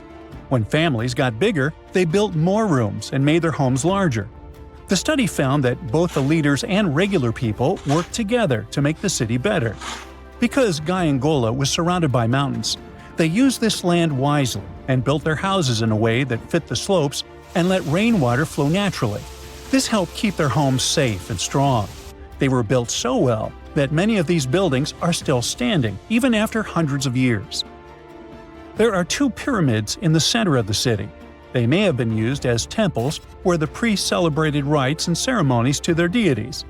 The priests brought offerings to the altars, and the people assembled at the 2 squares that are now sunken. Then, there is also a palace with 64 rooms, some of them with circular columns on several sloped terraces. There are patios with many stairways all connected to each other. The sensing tool also found a round-shaped lookout point on a natural rock, where the Zapotec people could see their foes approaching from a distance. Researchers also noticed 2 circular structures that could have been used to watch the stars and measure time. They also found some tombs, so there was most definitely a city cemetery. By the end of the 1400s, the Zapotec people controlled a large territory on the Pacific coast and had successfully defended their land from the Aztecs, who were trying to take over more territory. They did the almost impossible and survived a 7-month-long siege at Gaiangola. When they won this conflict and kept control of the southern part of Mesoamerica, the Zapotecs didn't need to live in Gaiangola anymore. Staying in the mountains had its pros, but they needed fresh water and good farmland to grow food. The small city of Tehuantepec, just 12 miles away, had these conditions, so they moved there just before the Spanish arrived in 1521. Over time, Zapotec traditions started to fade, but their culture didn't disappear completely, and more than 300,000 Zapotec people still live in Oaxaca state in Mexico. They speak their own languages and keep their traditions alive. Creating the 3D model of the lost city is just the beginning of the research. Archaeologists hope that future studies of Gaiangola will help us learn more about how the Zapotecs were organized, how they ruled their cities, and how they interacted with the Spanish when they arrived. They plan to study all 1,100 buildings found in the LiDAR scan, and it will take a few years. Instead of digging up the ruins, they will use special technology to scan the land and learn more about the city without damaging it. This same tech helped scientists find another massive ancient city that lay hidden beneath the thick green canopy of the Amazon forest. A whole network of houses, plazas, roads, and canals was hiding in the shadow of a mighty volcano. For centuries, many scientists assumed that ancient Amazonian people lived in tiny huts, clearing patches of land to survive. But this city, built 2,500 years ago and inhabited for 1,000 years, proves the opposite. Now, scientists think tens of thousands or even hundreds of thousands of people lived in complex urban societies. Scanning the area found 6,000 rectangular platforms, each measuring around 66 by 33 feet, and standing 6 to 9 feet high. These structures were arranged in clusters around central plazas, with straight roads with perfect right angles and paths connecting them. One of the roads was 16 miles long. Building straight roads like this is far harder than just following the landscape. Some of these roads may have had deep spiritual or ceremonial significance. The volcano's rich soil helped the civilization thrive, but it may also have led to its downfall. Researchers also found signs of threats to the cities, such as ditches that blocked entrances to the settlements. Maybe some people living nearby were trying to get in. The next step for the researchers will be studying the adjoining 116 square miles to know more about this large, complex society that could be bigger than the well-known Mayan societies in Mexico and Central America. Meanwhile, in 1963, a man in Turkey discovered an ancient city while renovating his own house. He knocked down a wall in his basement and found a mysterious room. He kept digging and saw a tunnel. It led to the Derinkuyu underground city. It's one of the deepest multi-level underground settlements in Cappadocia and in all of Turkey. The inhabitants lived on 8 levels and had access to cellars, storage areas, chapels, a school, a study room, and other structures. All floors were connected by an extensive network of tunnels. The underground city was probably built as a shelter. The construction is hiding at 279 feet deep, and you can't see it from the outside. The complex was large enough to shelter about 20,000 people with their livestock and food supplies. There was also a 180-foot ventilation shaft. Archaeologists believe that Phrygians first built the levels. The Romans used and enhanced the structure later. The golden time of Derinkuyu was during the Byzantine era. The next lost and found city appeared only in a few inscriptions and ancient texts, so no one could be sure it really existed. Scientists searched the majority of the coast of Egypt until one archaeologist and his team detected a colossal face looking at them from under the water. The ancient city of Thonis Heraklion was discovered completely submerged 4 miles off Alexandria's coast. In the ruins of the lost city, there were 64 ships, 700 anchors, and a treasure trove of gold coins. Archaeologists believe the 16-foot-tall statue and the temple remains are the most important findings discovered by the expedition. Back then, the city had ceremonies and celebrations that took place in the Temple of Ammon. The ruins and artifacts were made from granite and diorite, so they were in good condition even after having been in contact with water for centuries. They give people a glimpse into what life was like 2,300 years ago in one of the most important trade ports of the world. The city had a network of canals, sort of like an ancient Egyptian Venice. The canals linked many separate harbors and anchorages. Towers, temples, houses, and other structures were also linked by bridges. Thonis Heraklion was the country's main port for international trade and the collection of taxes. No one really knows how the city ended up submerged, but archaeologists connect it with natural causes. At the end of the 2nd century BCE, most probably after a flood, it got covered with water. Then Alexandria, the city founded by Alexander the Great, became more glorious than Heraklion. Before Alexandria's fame, Heraklion was the main port of entry to Egypt. So after the tragedy, many ships heading for Heraklion had to change their route and go to Alexandria. Heraklion lost its glory until its discovery in 2000. Ever since Plato wrote about the allegory of Atlantis, humanity has been fascinated with the possibility of the discovery of a thriving underwater civilization. Fancy joining me on a trip to a few historic underwater sites? Let's see what we can find out about ancient civilizations. The first one on our list is what is being called the underwater Stonehenge. Scientists have recently discovered a mysterious pile of cairns that stretch for miles under the shimmering waters of Lake Constance at the borders of Switzerland, Germany, and Austria. Archaeologists began to explore the site back in 2015, and they haven't been able to understand yet what it was actually used for. What they do know is that there is a 12-mile line of 170 human-made stone cairns under Lake Constance. Scientists say this was most likely the result of a combined work of several villages. The cairn site was probably used for some collective purpose. The formations are huge. Some of them are several dozen feet wide. The most amazing discovery so far is that the site dates back to around 5,500 years ago. Now, what were we humans doing back then? We were living in the prime years of the so-called Stone Age. We were beginning to make artifacts from stone and use them to hunt and eat. Can you imagine what a knife and fork might have looked like back in those days? It's no coincidence that scientists call this site the underwater Stonehenge, though. both sites are believed to have been built around the same period of time. You see, Stonehenge dates back to around 3100 BCE. Both sites carry the distinct characteristic of stone monuments built in a circle. Not to mention the fact that scientists also haven't figured out why on earth our early ancestors would feel the need to build a monument such as Stonehenge. Well, the mystery of Lake Constance hasn't been solved yet. Who were the Neolithic people from this area? And for what purpose did they go through such an amount of work and effort to build this huge stone site? Next, we're taking you on a tour of the Ryukyu Islands just off the coast of Japan. You're diving deep down to an archaeological site.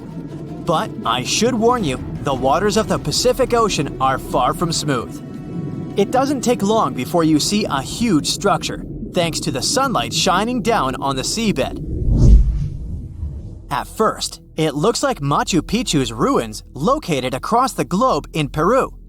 As you approach the site, you slowly figure out its forms. A pyramid-shaped structure, arches, staircases. It's something that could have easily been a palace or a castle. Could this be a sign of human activity? What you've just seen is known today as the Yonaguni Monument. It also goes by the name of Japan's Atlantis. The entire monument is about the size of 5 soccer fields and the height of a 5-story building. Its most surprising feature is its expanse of terraces. Explorers and scientists believe that Yonaguni might be 10,000 years old. But whether it's a human-made structure or a natural formation is still under debate. For Japan's top marine geologist, Professor Masaki Kimura, Yonaguni is the heritage of a lost civilization.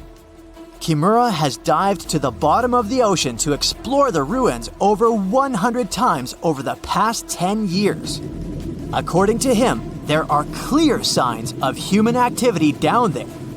On the monument's surface, there is a triangle-shaped concave that is a historical symbol of water fountains in the region. There's also a giant turtle carved on the eastern side of the structure. And, according to Kimura, turtles have an important cultural meaning. Several pieces of stone tools have been recovered from the site. Their estimated age is around 10,000 years. However, not all scientists support this theory. For many, Yonaguni is the result of thousands of years of erosion. The fact that the monument is composed of one massive rock leads them to believe it's not human-made. The defined edges and flat surfaces resemble a natural formation in Northern Ireland, known as the Giant's Causeway. The basalt columns look like the ruins of a palace, but they're actually the result of volcanic activity in the region. Now, you're flying to the coast of Greece, 4 hours away from Athens. More specifically, you're in the Peloponnese Peninsula. You dust off an old snorkel and head for a free dive on a bright sunny day. Sometime into the dive, you start noticing patterns on a seabed. 13 feet below the surface, outlines of familiar objects start to appear, one by one. As you continue swimming, what looks like the outline of an entire city emerges in front of your eyes. Are you wondering how water could have taken the whole city? Rocks are perfectly aligned into what appears to be the foundation of a building. This is Pavlopetri, an ancient city you've probably heard about for the first time. It was discovered by Nicholas Fleming, a British oceanographer, when he was on vacation in Greece. He had heard rumors about Pavlopetri's existence and indeed found several artifacts on the seafloor. He went back to the area a year later with the team. They found a site filled with pots, storage vessels, and tools. A kernstone, for instance, is a tool used for grinding grains and turning them into flour. Multiple amphoras indicate that this settlement dates back to the Bronze Age, 5,500 years ago, when people started living in towns. The settlement is believed to have existed for over 2,400 years. Today, Pavlopetri is considered the oldest submerged town ever discovered. And what's impressive is that it wasn't a simple village. It was a vibrant port city with stone buildings, a marketplace, streets, and even squares. The next stop on our voyage is one of today's most famous underwater cities that has been turned into an archaeological park. The city of Port Royal in Jamaica exists only below the surface, but in 1692 it was one of the wealthiest cities in the Western Hemisphere. Port Royal was the center of the British Empire at the time and an important trade city that attracted people from all over the region.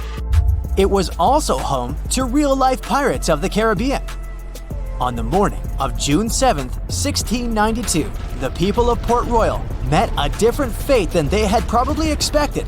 The city woke up shaking. People were thrown out of their beds by the power of a massive earthquake, ranking 7.5 on a Richter scale. One survivor said he had seen Earth opening up and swallowing the whole town. What he said could be true, as the city was mainly built on sand. The ground swallowed buildings, roads, you name it. Geysers erupted, and finally, waves as big as 10-story buildings hit the city. About 33 acres of the city disappeared under the water. Amazingly, most of its 17th century remains are still in good condition under 40 feet of water. Archaeologists have found taverns, storage rooms, kitchens, and recreational buildings used for diverse purposes. You can also see a grand lion statue, a submerged bridge, and many picturesque arches. Of course, I saved the best for last: India. Just off its coast lies another sunken marvel. A site known as the Lost City of Cambay is located in the Gulf with a similar name. It remained undiscovered until 2001, when the National Institute of Ocean Technology made a routine water assessment. With the help of sonar technology, which sends a wave sound to the bottom of the sea, they found something far beneath the surface. Images showed well-defined geometric shapes spread along a 5-mile stretch. The remains date to more than 9,500 years ago, meaning this civilization was lost at around the end of the Ice Age. Debris recovered from the site included construction material, pottery, beads, sculptures, and even bones. Scientists argue whether these artifacts are indeed from the site, but if they truly are, then the lost city of Cambay might be the oldest civilization in the world. You're going to Ilha de Queimada Grande, one of the most dangerous islands in the world. There, you find yourself among rainforests, huge rocks, and grasslands. The place is home to birds, locusts, and giant cockroaches. But there's one more animal, and because of it, the island got its notorious reputation. Snakes live there, and a lot of them. So many that the place is also known as Snake Island. Will you survive there? Located just 20 miles away from the coast of Brazil, the island has an area of 43 hectares, or over 100 acres. It probably got cut off from the mainland after the last ice age. The snakes were also separated from most other animal species. They didn't have competitors and had an unlimited source of food. In such a small area, there are up to 4,000 snakes. That's one snake for every 10 square feet. It would be a difficult feat not to come across a snake on this island. Not only is this snake, the golden lancehead, one of the most numerous on the island, but it's also a highly venomous pit viper species. And it's also one of the most venomous in all of Latin America. Its venom is so potent due to the isolation of the species, with only birds sharing the land with them. To catch these birds, the snake's venom needed to become extra strong. And indeed, since they got separated from their distant relatives, their venom has become up to 5 times more powerful. Most of the time, these snakes hide in the trees or amongst leaves on the ground. If you find yourself stranded here, you'll want to keep yourself a safe distance away. Snakes mainly use their sense of smell and rely on vibrations. If you get too close to one, either stand still or slowly walk away. If you make too many vibrations, this will make them feel threatened, causing them to strike. If you spot them a safe distance away, or if you're walking toward tall grass, stamp your feet a couple of times. This will notify snakes of your presence. They won't risk taking down prey larger than they are and will likely slither away. Carrying a stick is always a good idea, just in case you happen to come across a snake accidentally. This way, you'll have an extension of your arm that cannot be bitten. This simple thing might save your life. A stick with a V shape on the end will give you even more advantage. Even if a snake starts acting aggressively, holding it down will stop it in its tracks. But whatever happens, don't try to pick it up. Okay, but what if you get bitten? The chances are pretty high on this island, of course. First of all, don't try to get the venom out on your own. Make sure you call emergency services immediately. And once help is on the way, apply a wide bandage. A piece of clothing will do if you don't have anything else. Don't try to chase the snake trying to identify the species. Emergency services know how to figure out what venom it is. Now, just keep calm and wait for help. You might be wondering who you can call on this abandoned island. Well, since it's strictly prohibited to visit this place, there are signs advising to stay away all over the island, along with a number you can call if you run into trouble. Let's say you've successfully avoided getting bitten. The next thing to consider is what you can eat there. Snake Island was previously known as Ilha de Queimada Grande, where queimada is Portuguese for forest being lit up, or forest fire.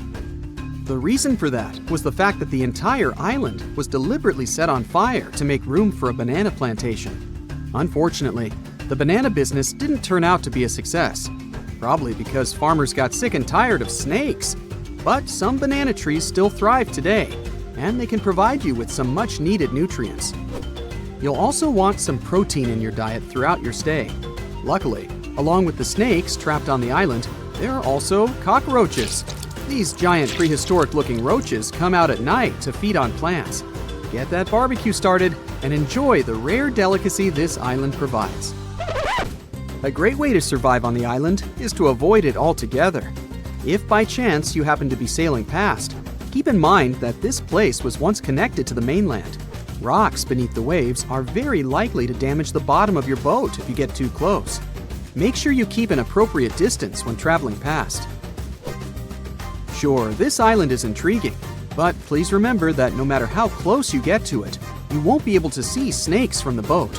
You can only see these creatures if you get close enough, which you really shouldn't do. And it's not only reptiles that make this location dangerous. Pirates visit the island quite often.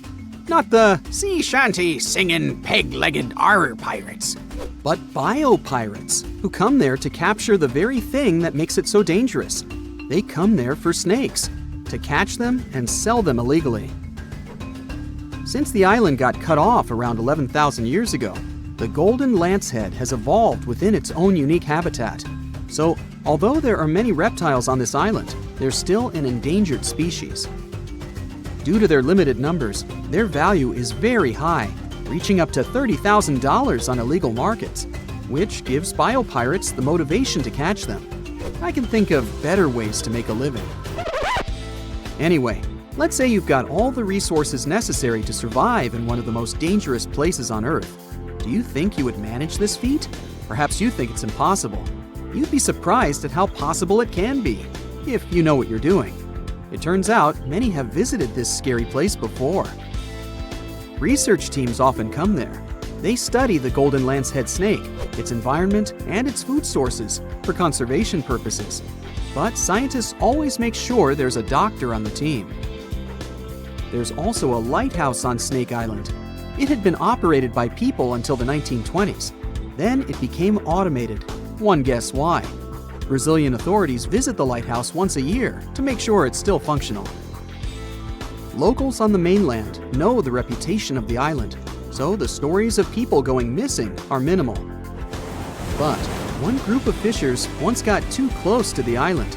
As they were sailing along their normal route, they accidentally neared the shore. Their boat hit a rock under the waves and began filling with water. As the boat was quickly sinking, the men had only two options: to try to survive in the rough sea or swim to the shores of Snake Island. It was a hard choice to make. After all, they had heard the stories, and it wasn't just about snakes. Rumor had it that the island was cursed. Regardless of the stories, the fishers chose to take their chances with Snake Island. After making it to the shore, they tried to be careful. Their knowledge of the island could help them survive. Most importantly, they knew to avoid the rainforest at all costs. As the men got hungry, they carefully walked along the edge of the forest, warily collecting bananas. They were mostly sitting, waiting, and conserving their energy. They could only drink water when it rained. It was just enough to sustain them. They slept on the beach, unprotected from the elements and weather. And all the time, they were so close to the comfort of the lighthouse or caves. They were probably overly cautious, but it was either enduring some discomfort or risking their lives for a dry bed. They didn't yield to the temptation. They managed to survive for 3 days without being bitten by a snake. After that, a passing boat finally rescued them. So, now you know, anything is possible. Welcome to the spooktacular tale of the John Lawson House in New Hamburg, just 80 miles north of New York City. This 150-year-old home is known for its creepy mannequins that used to magically change outfits and poses on the front porch. Some say these mannequins were haunted by spirits from tragic events that happened nearby in the 19th century. Back in the day, the Lawson family built this historic home in a bustling Riverport village.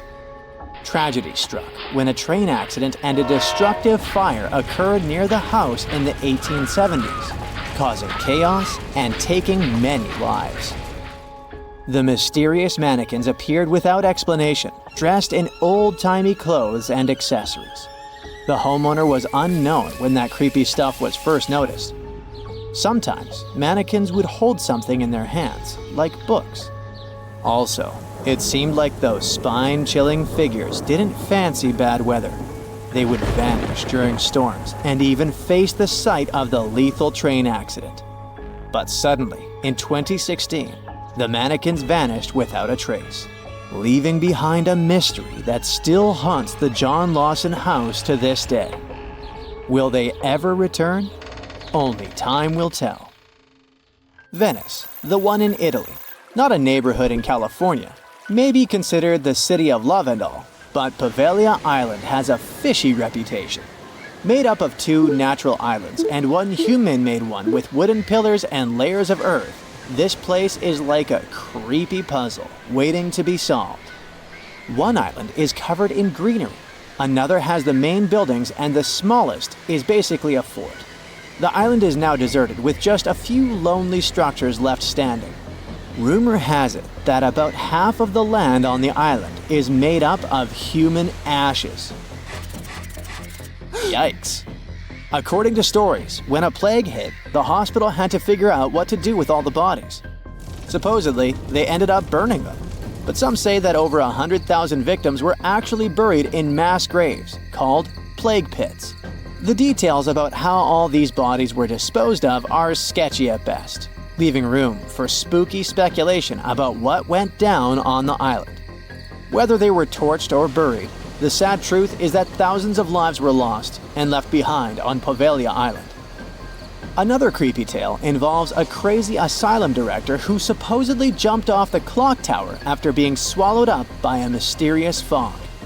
But this story may have originated from shows like Ghostbusters, with no actual proof that this dude even existed. There are also whispers of patients seeing ghosts within the psychiatric hospital, adding to the island's spooky vibe. While these stories might be a bit out there, they definitely add to the mystery surrounding Poveglia Island. Despite all the exaggerated stories and urban legends, one thing remains true. Poveglia Island has a dark history filled with tragedy. This place has seen it all. The empty buildings and abandoned landscapes are like sad reminders of the sorrowful past that haunts this eerie island. Hush, don't move. We're in the clearing in Hoia Baciu, Transylvania, which has a funky reputation for being one of the creepiest places in the world. The trees there wouldn't grow in a clearing that has a perfect oval shape. Soil scientists have been unable to explain this anomaly. The area attracts a variety of people, from Romanian witches to sword-wielding Americans attempting to cleanse the forest through yoga. Hoya Baciu gained international attention in 1968 when someone captured a photograph of a mysterious flying object hovering over the clearing. Some people are sure those must have been guests from another planet.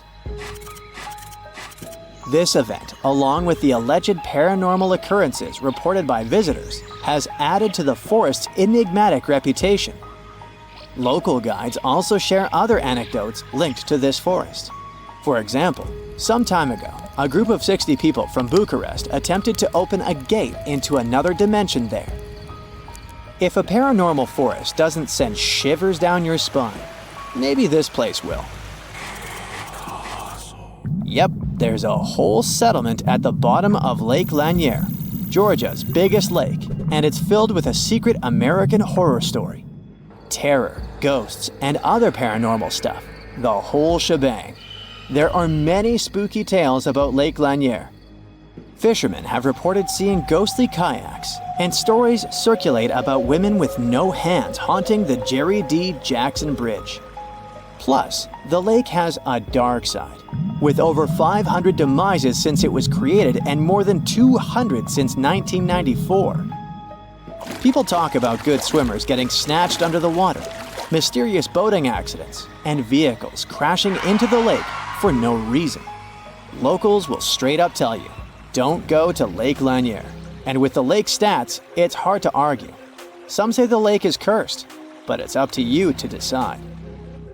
The Poison Garden is a misleading, beautiful place where danger lurks behind every leaf. It's tucked away behind spooky black gates at the Alnwick Garden. There, you'll discover a collection of over 100 plants that are not just toxic, but downright lethal. If you don't have to worry about accidentally poisoning yourself, just keep your hands to yourself. No sniffing or nibbling allowed. Venture through ivy-covered tunnels and fiery-shaped beds as you dive into the history of poison and hear some thrilling tales of infamous cases. Prepare to meet some dangerous flora like Laburnum atropa belladonna, and even the infamous Jimpy Jimpy plant that's rumored to be able to hurt you as nothing else. By the way, there are many wild stories about this dreaded plant. Some are a bit exaggerated, like the one about using the leaves as toilet paper. Ouch. But others are no joke, like horses getting stung and going bonkers. There's even a tragic tale of a person passing away from its sting in New Guinea back in 1922. So come on, take the plunge in the Poison Garden if you dare. Just remember to steer clear of any plants that could lead to a seriously bad day. You're having your vacation in Finland, the happiest country in the world. You rent a car and drive to see the lakes. What could go wrong? Suddenly, you come face to face with over 1,000 eerily still figures. These guys are dressed to impress in colorful outfits, but there's something off about them. Their heads are featureless, their bodies wooden, and they all seem to be staring in the same direction. It's like they were playing a giant game of freeze tag, but nobody remembered to yell, "Tag, you're it."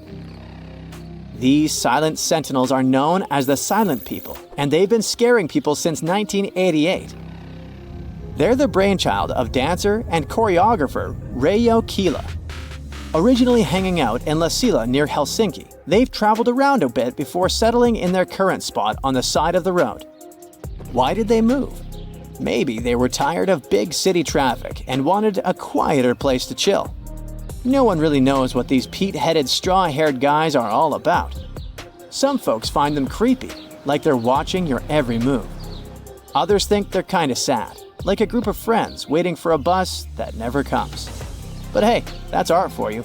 Open to interpretation and open to jokes about scarecrows having better fashion sense than most humans. Bonus here, there's a cafe with traditional Finnish crepes, so you may get scared there, but not hungry. In Australia's far north, there's a spooky granite mountain known as the Bermuda Triangle.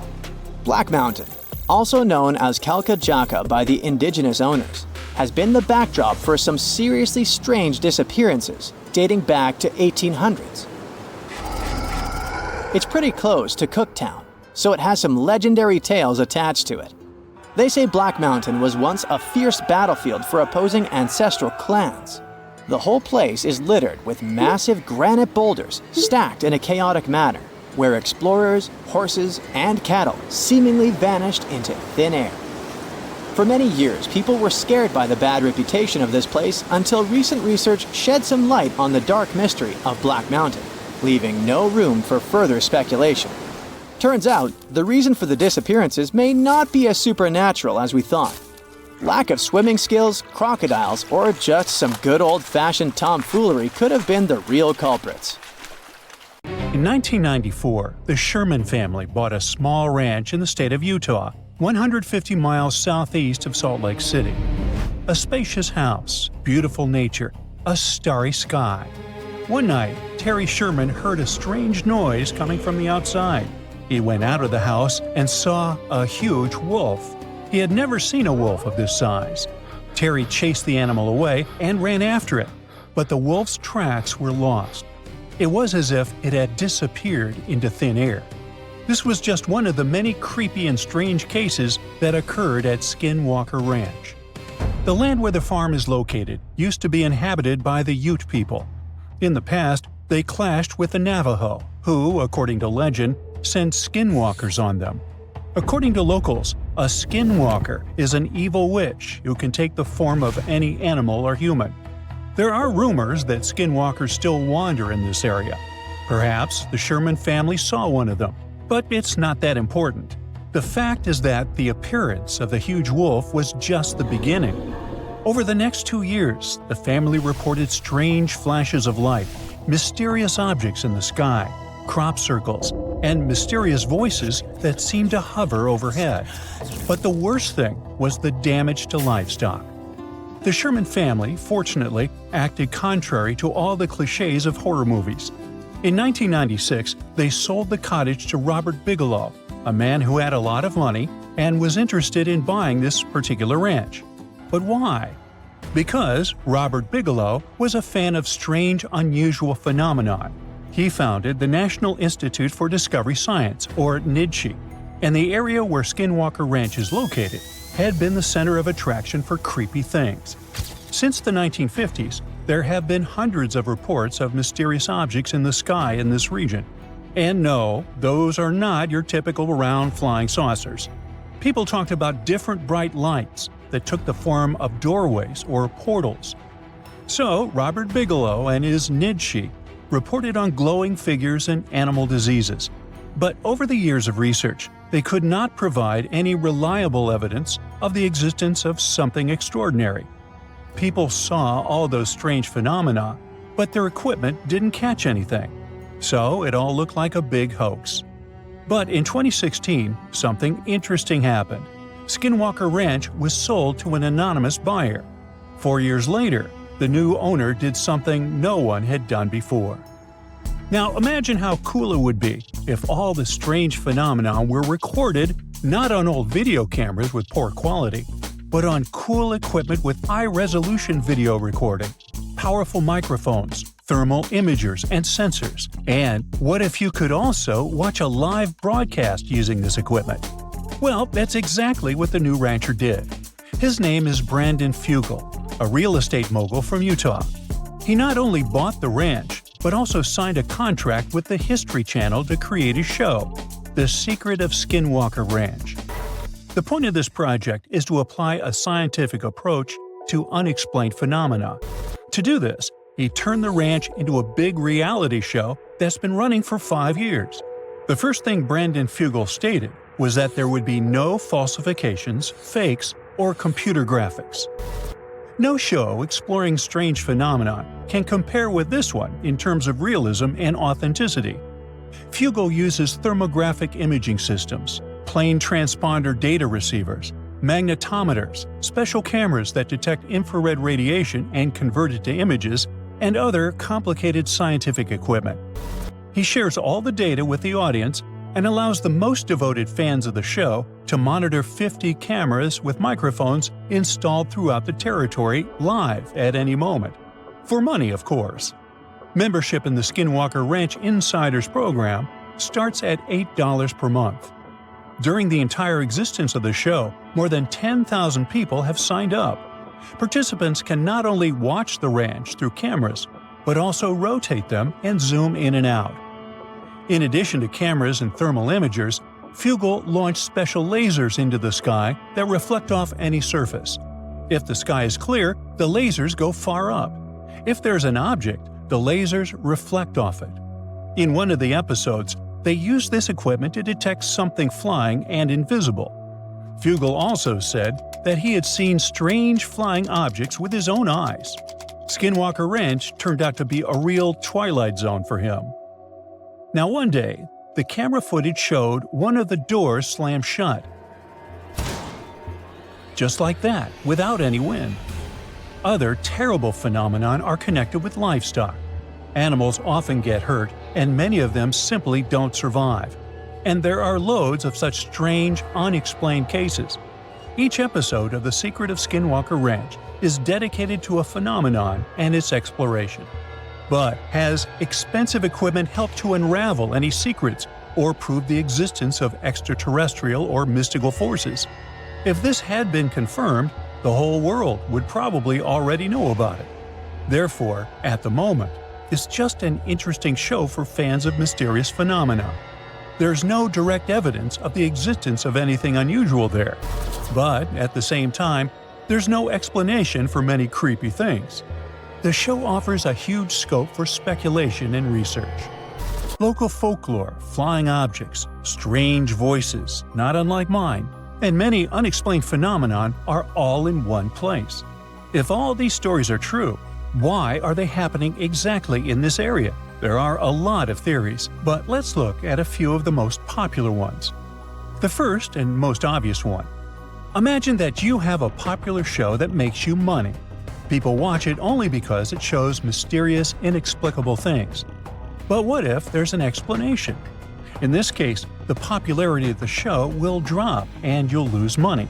It's logical, but why would a real estate mogul with a fortune of several $billion deceive people? Besides, if you watch some episodes, you'll see that Fugel is truly passionate about this project. One of the most popular theories is about visitors from other planets. After all, we have glowing flying objects, bright lights in the sky, electrical interferences, and the ability to elude camera lenses. Also, some believe that an unknown object is hidden in the mountain, located next to the ranch. What if it's a spaceship that crashed there millions of years ago and was swallowed by the mountain? It may be emitting bizarre radiation that drives animals crazy and causes hallucinations in humans. A popular, but a rather banal version. Let's move on. The next theory is similar to the previous one, but instead of guests from another planet, it speaks about guests from another dimension. Ooh. Meet the multiverse version. Some unknown creatures from another reality come here, explore this ranch, and leave. This theory explains why some flying objects in the sky look like portals. Those portals may cause malfunctions in electrical appliances. There's one weak point in this theory. Why do these portals appear on the lonely ranch and nowhere else? A strange choice of travel for the residents of other dimensions. Now, the most likely theory belongs to a neuroscientist who claims that all the oddities on the ranch are connected to the geophysical force of the planet. Seismic activity, geomagnetic fields, and shifts in tectonic plates can affect some parts of the human brain responsible for hallucinations. Electromagnetic forces can also affect the stable operation of electrical appliances. So, perhaps all the oddities of this place are the result of increased seismic activity. Glowing lights, giant wolves that leave no footprints, and voices in the air can be a massive hallucination. But if this is true, why doesn't anything similar happen in other places with seismic activity? This idea leads to another theory related to electromagnetic interference. This phenomenon incapacitates batteries, drones, microphones, video cameras, and other equipment. Perhaps it affects the human brain too. But what about those poor affected animals? There are still too many unanswered questions, so stay tuned. Stonehenge is famous, but it isn't the oldest UK monument of its kind in England. That title belongs to Flagstones, a site that predates Stonehenge by about 200 years. In fact, it's possible that whoever built Stonehenge might have been copycats, or perhaps, as some prefer, inspired by flagstones.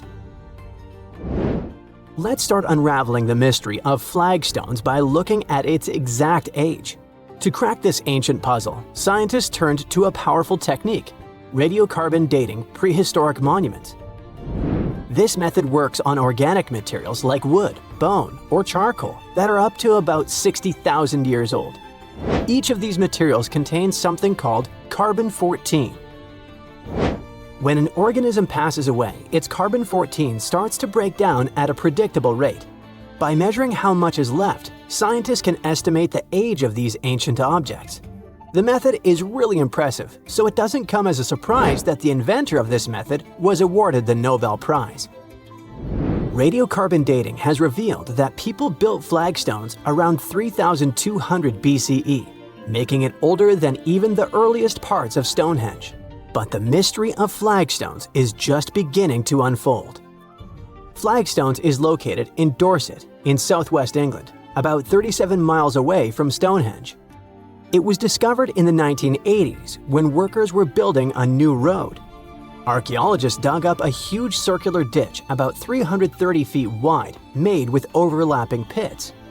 Inside the pits, they found the remains of at least 7 people, a cremated adult, 3 young individuals, and 3 other adults whose bodies were partly cremated. This shows that people could have used the site as an ancient cremation burial site. Flagstones is basically a big, ancient circle that popped up right where early farming communities were spending their time. If you went there today, you wouldn't see any obvious walls or banks, but if you look inside the pits that make up the circle, you'll find chalk rubble from both sides. That's a clue that when people dug these pits, they used the dirt and chalk they took out to build up banks both inside and outside the circle. This special spot sits right in the middle of a whole bunch of other really old monuments and sites, which were built over thousands of years during the Neolithic and Bronze Ages. Experts have figured out the ages of some of these nearby places really well. For example, the ditch at Maiden Castle dates back to around 3600 BCE, and the Big Henge at Mount Pleasant was built around 2600 BCE. Today, half of Flagstones is under that road, and the other half is under an old historic house looked after by the National Trust. You can find objects from the site at the Dorset Museum. Because flagstones and early Stonehenge look so similar, with round enclosures, pits, and cremated burials, scientists used to think they appeared at the same time. But thanks to radiocarbon dating, we now know flagstones, this ancient cremation burial site, is the earliest big circular monument ever found in Britain. To figure out how old the site really is, researchers tested things like human bones, red deer antlers, and charcoal found there. One of the most puzzling discoveries was a young man who was buried under a huge sarsen stone in the middle of the circle. Someone left him there about 1,000 years after people used the site for the first time. This find just added to the mystery of flagstones. You're probably wondering about the flagstones versus Stonehenge comparison. Well, the latter is a mystery on its own, a big old circle of giant stones in the south of England. Those who made it didn't write anything down, so we don't know exactly what they were thinking.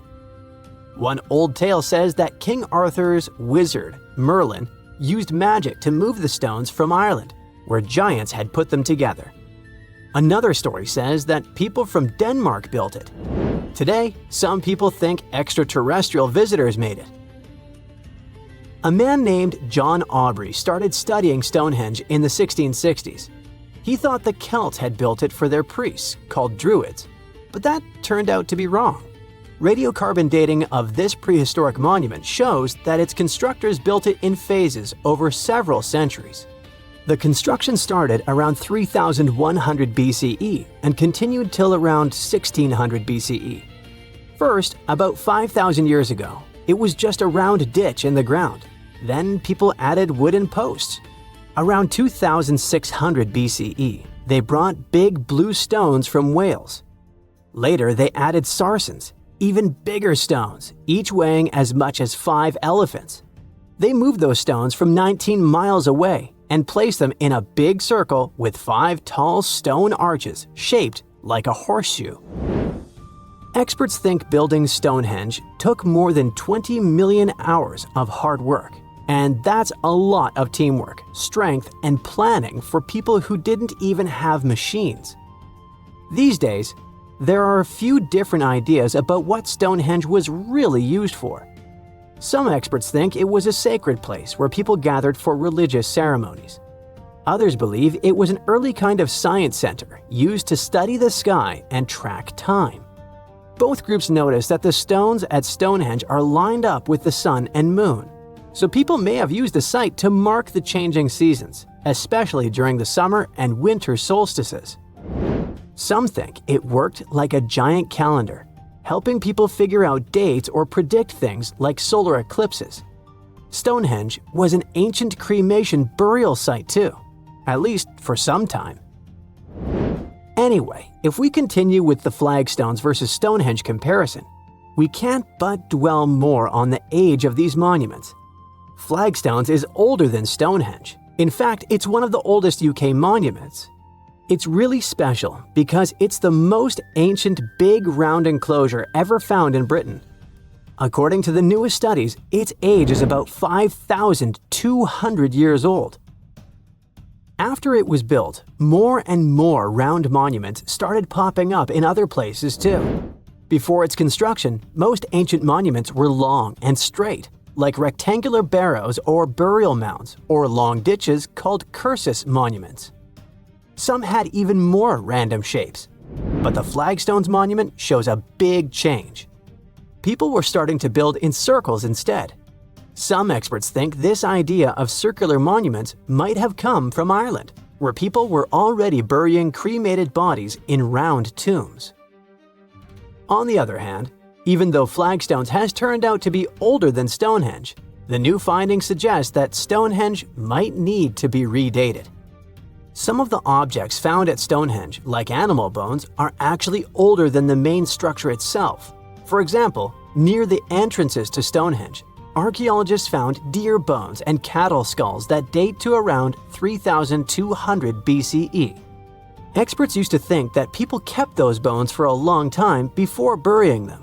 But it's possible there was an early version of Stonehenge made from overlapping pits that existed before the big circular ditch was built around 2,900 BCE. Now, could flagstones and Stonehenge have been part of a bigger shared tradition? Could there have been other ancient cremation burial sites in the UK? After all, these constructions aren't the only round prehistoric monuments in Britain. In Wales, there's a similar site called Llandegau, which also looks like a circular burial place. Such a way of burying the deceased might have been a common custom across the UK because you can see similar structures in Eastern Ireland. In the Boyne Valley, for example, there are ancient places like the Mound of the Hostages that people used in the same way. Now, researchers want to do more digging in Ireland to see if some of those monuments were built before 3,200 BCE. If they're even older than flagstones, they might help explain where the idea of building round burial sites started and why people across Britain and Ireland were building them. The more we learn, the better we'll understand what these sites were really for and how the people back then might have shared beliefs and traditions across the sea. Hopefully, one day, we'll figure out the mystery of flagstones, one of the oldest monuments in the UK. Hey now, get ready to dive into the Sea of Mysteries, also known as the Black Sea. It is the largest inland body of water in the world, bigger than the entire state of California. It has dozens of lost ships and some secret underwater tunnels. And some people believe it's an ancient quarry that was mined out in 6 stages. The Black Sea has distinct vertical layers that don't mix, with higher and lower salinity. The salty water comes from the Mediterranean, and fresh water comes from rivers. 10 of the largest rivers in Europe flow into the Black Sea. It receives more fresh water from the rivers and rainfall than it loses from evaporation. The extra water flows through the Bosphorus into the Marmara Sea. There are two flows going through the straits. The upper flow leaves the Black Sea and takes surface water out of it. The bottom flow carries salt water from the Mediterranean to the Black Sea. That's why the upper layers of the Black Sea are less dense than its saltier lower layers. The oxygen that comes from the atmosphere and photosynthesis stays in the surface layers. Everything deeper than about 300 feet in the middle and up to 500 feet near the edge is not fit for life. Only certain bacteria can survive in these conditions. Although there's no air deep down in the Black Sea, the upper layer is home to around 750 species of phytoplankton. Eggs and larvae of fish and invertebrates chill in coastal regions. There are also 180 fish species in the Black Sea, and some of them are valuable, such as horse mackerel, spiny dogfish, and sprat. The water level in the Black Sea is always the same because there are no high or low tides, so the sea is always calm, quiet, and serene on the surface. But it has one surprise feature: an underwater river. It's a current of salty water flowing through the Bosphorus Strait and along the seabed. This amazing discovery was made by scientists from the University of Leeds and was announced in 2010. It's the first undersea river of its kind ever found. The river forms because salty water from the Mediterranean Sea spills through the Bosphorus Strait into the Black Sea, where the water is much less salty. The no-air zone of the sea is an ideal conservation chamber for what's hiding on its bottom. The Black Sea is like a treasure trove for shipwrecks, and we discovered it by accident. Some maritime archaeologists were studying sea levels to see how quickly the water levels rose after the last ice age, and they ran across over 40 previously unknown shipwrecks as a complete bonus. Researchers used two remotely operated vehicles to explore the seafloor and the wrecks. Thanks to it, we have a video and detailed 3D images of the ships that were stitched together from thousands of high-resolution photos. According to the New York Times, some of the standout discoveries among the 44 ships found include a medieval training vessel from the 13th or 14th century. Expedition members nicknamed another ship from the Ottoman Empire the Flower of the Black Sea for its beautiful petal carvings. The team also noticed unusual details on other ships, like coiled ropes, chisel marks, rudders, and other carvings. So far, they haven't announced any plans to excavate the shipwrecks, but the ships might be filled with historical treasures like books, parchments, and documents. It's worth a try to rescue them. The most extraordinary discovery in the Black Sea is what archaeologists believe to be the world's oldest intact shipwreck. It has been lying undisturbed for over 2,400 years. This ancient Greek vessel, 75 feet long, was found with its mast, rudders, and rowing benches all still in place, over a mile beneath the surface. Researchers believe the ship was a trading vessel, like those depicted on ancient Greek pottery, such as the Siren vase in the British Museum. This vase, or vase, dating from the same period, shows a vessel carrying Odysseus past the Sirens. The team took a small piece for carbon dating, and the results confirmed it as the oldest intact shipwreck known to humankind. The fact that it's so elaborate and well-preserved deserves a standing ovation for shipbuilders of the ancient world. Without microbes, worms, or other creatures to eat away the wrecks, it's no wonder the ships are in almost perfect condition. If the Titanic had sunk in these waters, we would have found it in a much better state now, not being eaten by nasty underwater microorganisms. Now, there's an interesting theory called the Black Sea Deluge hypothesis, which suggests a huge flood happened around 7,500 years ago. Two geologists in the 1990s suggested that at the end of the last ice age, when the Earth's climate was heating up, ice sheets were melting and sea levels were rising. The Black Sea was a much smaller freshwater lake. It was separated from the Mediterranean Sea by a natural dam at the Bosphorus Strait. As global sea levels rose, the Mediterranean overflowed into the Black Sea basin. They suggest the sea level rose by 6 inches every day, flooded coastal settlements and changed the environment for good. Samples from the Black Sea floor show a sudden shift from freshwater to marine species around that time, which means there was a rapid influx of salt water. Underwater surveys have also found what look like the old shorelines and human-made structures. So, people were living in areas now submerged by the Black Sea. Plus, the timing of this flood matches up with known patterns of human migration into Europe, Asia, and Africa. They also say this flood could be the terrible flood from the story of Noah's Ark. Critics of the deluge theory say the evidence isn't as straightforward as it seems. Some think the transition from freshwater to saltwater in the Black Sea was more gradual than one sudden flood. They're also debating if people left the settlements before they went underwater or as a result. An old chronicle that's been around for about a century says there were 2 underground tunnels starting in what is now Romania and Bulgaria and stretching all the way under the Black Sea to Turkey. Back in the day, peasants used these tunnels to move their flocks of sheep to the Ottoman Empire and countries on the Asia Minor Peninsula. Who built these tunnels and why they run under the sea is a complete mystery.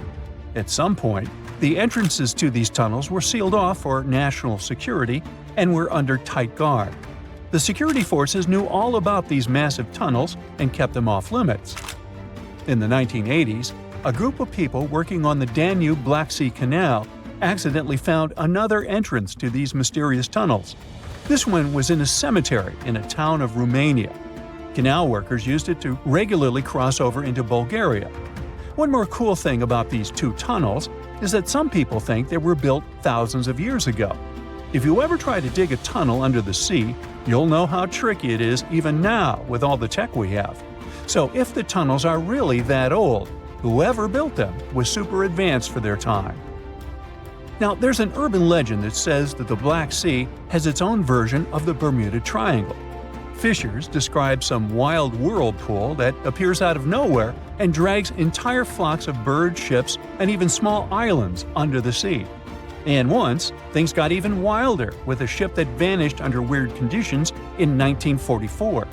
It was during daylight, and some black fog with green flashing sparkles suddenly surrounded the vessel.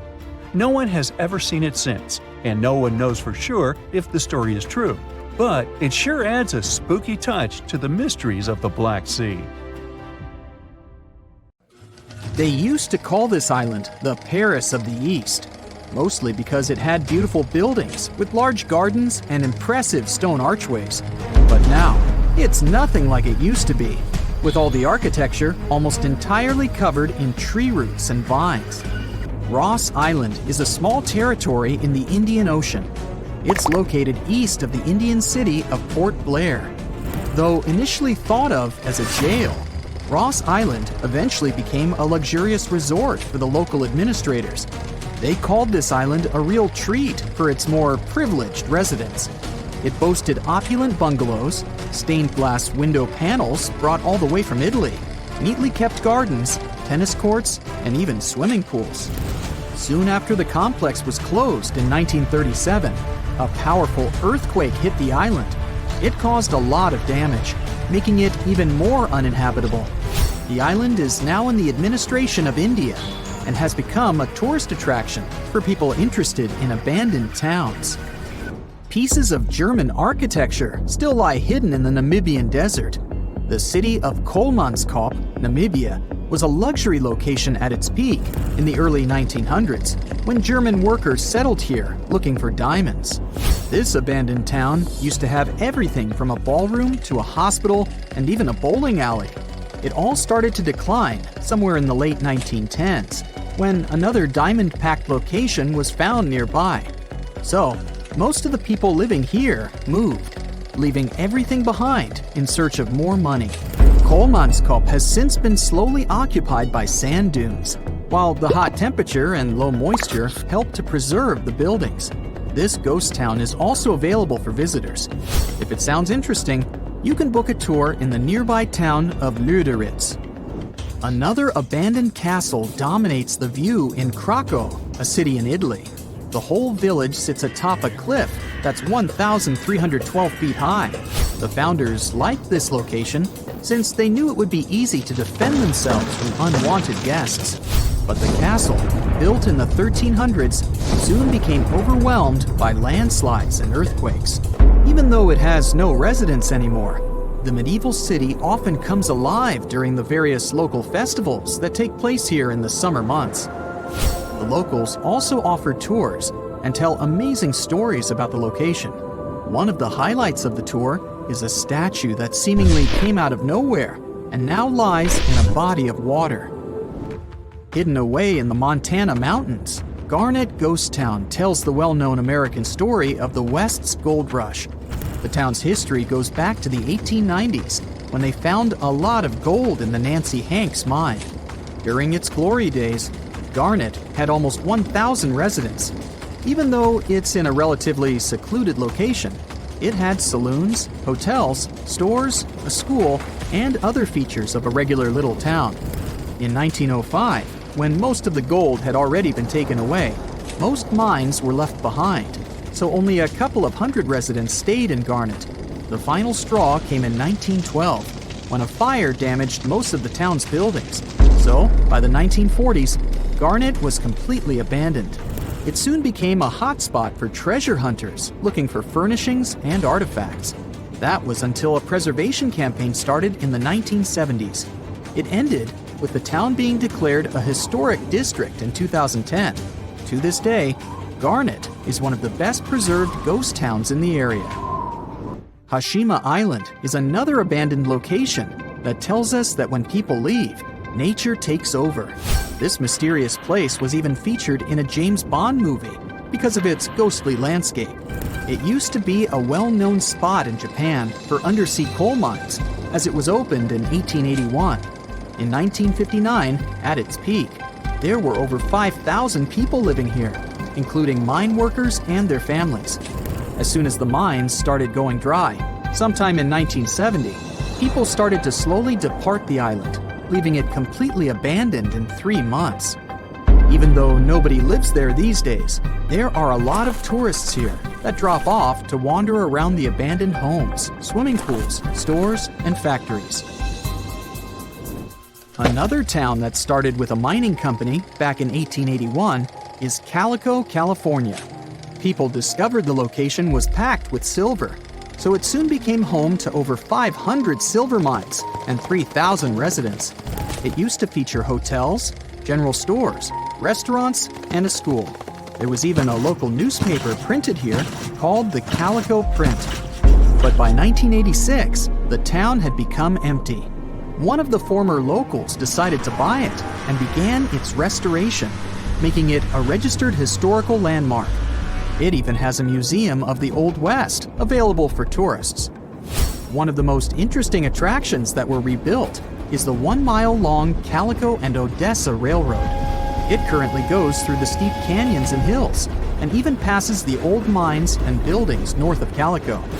Approximately 1/3 of the town is original, while the rest consists of newer buildings that are replicas meant to recreate the spirit of its past. If you're a fan of cars, you might have heard of Henry Ford as the famous American industrialist who founded the Ford Motor Company in 1903. But in 1927, he began working on another one of his ambitious dreams, Fordlandia. It was supposed to be a massive rubber plantation located near the Tapajos River in Brazil, since he needed a reliable source of rubber for his car tires and hoses. His vision was to design a town complete with swimming pools, a golf course, living bungalows, and even weekly square dancing sessions for the locals. This project was unfortunate to begin with, since the local rubber trees soon got infected with leaf fungus. Even though Henry Ford invested a staggering $20 million into this potential income source, the town failed to produce the needed rubber. He had nothing left to do but to sell it to Brazil in 1945, and soon it was completely abandoned. Many of its buildings are still standing, but have been taken over by the surrounding nature. You can still see curious tourists wandering through it to this day. During its glory days, Hampi was the second largest city in the world. Looking at its ruins today, It's hard to imagine this Indian city used to be filled with temples and bazaars, and that it served as an important center of the Mauryan Empire in the 14th and 15th centuries. It was destroyed in the 16th century, but it still has beautifully preserved forts and markets. It became part of the UNESCO World Heritage in 1986, aiming to protect its buildings, such as the Lotus Mahal, a stone structure that was carved to resemble a lotus flower opening to the sun. A tourist village was constructed back in 1920 along the shore of Epicuén, a salt lake about 370 miles southwest of Buenos Aires in Argentina. It was designed to provide people with a busy city life a breath of fresh air near the restorative salt waters of the nearby lake. It was soon equipped with a railroad station and ended up having a population of more than 5,000 residents. The project was also destined to fail soon enough, as the unusual amount of rain at that time caused Lake Epicuén to swell. In 1985, the water took over the local dam, and the town was flooded. The waters were so deep that they even reached a depth of 33 feet in 1993. They only began to recede in 2009 and left behind the remaining buildings, literally encrusted in salt. No one came back to the town except for Pablo Novak, who returned here back in 2012 and was the only resident of Villa Epicuén at the time. You plan to spend your summer vacation in Africa. The final destination is the Sahara Desert. It's located in northern Africa, stretching from the Atlantic Ocean to the Red Sea. You're excited to ride camels and learn about the region's rich cultures. You hop on an extensively long flight, and finally, you are here. You find yourself in the world's biggest hot desert. Can you believe it's 3 million square miles? You're ready for your first adventure after drinking liters of ice-cold water. The guide gives you a choice. You can spend 2 weeks visiting a collection of oases, or you can help them solve an ongoing local mystery. Deep into the desert, near this Algerian town, lies a mystery begging to be solved. A collection of huge, spotted circles in the sand. There are dozens of them, stretching for miles in a straight line. The circles were first identified via Google Earth images several years ago. People have debated them for years, but no one seems to know the answer. The strange thing is that they are so many miles away from any towns, roads, or human activity. The quickest way to discover the truth behind the circles is asking questions. You grab your notebook and set out to talk to locals. Everyone is helpful in this scenario: geographers, anthropologists, elders, and historians. The first person you talk to is a map expert. You need to understand if those circles were authentic or a satellite glitch. You end up interviewing the people who take Google Earth satellite pictures. The circles are really there. They appear in multiple pictures from many years. Then, let's understand why they are there in the first place. After 2 days of interviews, you have your first lead. The circles could be the result of oil activity. Experts explained why this would make sense. Algeria is a rich area for natural resources, so this would be a sensible guess. Usually, to find out if there is anything worth extracting, companies would undertake seismic surveys. Seismic surveys are a way of analyzing the Earth's surface by sending shock waves into the ground. Depending on how these waves bounce back, you'll know what is located there. A special vehicle could have marked the soil that way. So, did we unravel the mystery? Not quite so. As you know, the Sahara Desert is one of the driest areas on the planet. The average high temperatures in summer are over 104 degrees Fahrenheit. To survive there, people need to find ways of accessing water. So, these circles could be a kind of ruin or leftovers from ancient water wells. Again, I'd say this is a sensible guess. Ready for some fact-checking? Some anthropologists agree that these circles could be ancient fogueras. Foguera is the name of a 2,500-year-old style of irrigation system, usually found in northern Africa. It is also known as a qanat in other places in northern Africa. Locals would dig a deep well at an elevated point, deep enough to tap into underground water. They would then dig parallel shafts at regular distances. Then they would dig an underground channel that connected the city to the well. Solely with the help of gravity, water would run from the well to the city. This traditional technology provided water for crops, livestock, and humans. Now, let's say these wells made human-made oases possible. Even the closest municipality name was an indication that this could be true.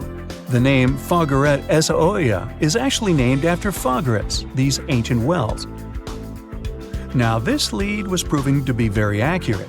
You decide to travel over there to see for yourself. You take a local bus, sit back, and enjoy the ride. The landscape in northern Algeria is filled with ancient-looking towns. You even see ruins of wells along the way, on the outskirts of smaller cities. Opening Google satellite images, you can see the Qanat's markings on the ground, a series of holes running down several miles. But as soon as you arrive, you find out you were wrong. Dale Lightfoot, one of the world's leading experts on Qanats, said that the circles were definitely not Qanats. Even the satellite images confirm this difference. Uh-oh, we were so close. Apparently, Qanats or Fogaras would not run down a straight line. They wouldn't be shaped like circles. Another clue that this wasn't the case was that there were no towns at the end.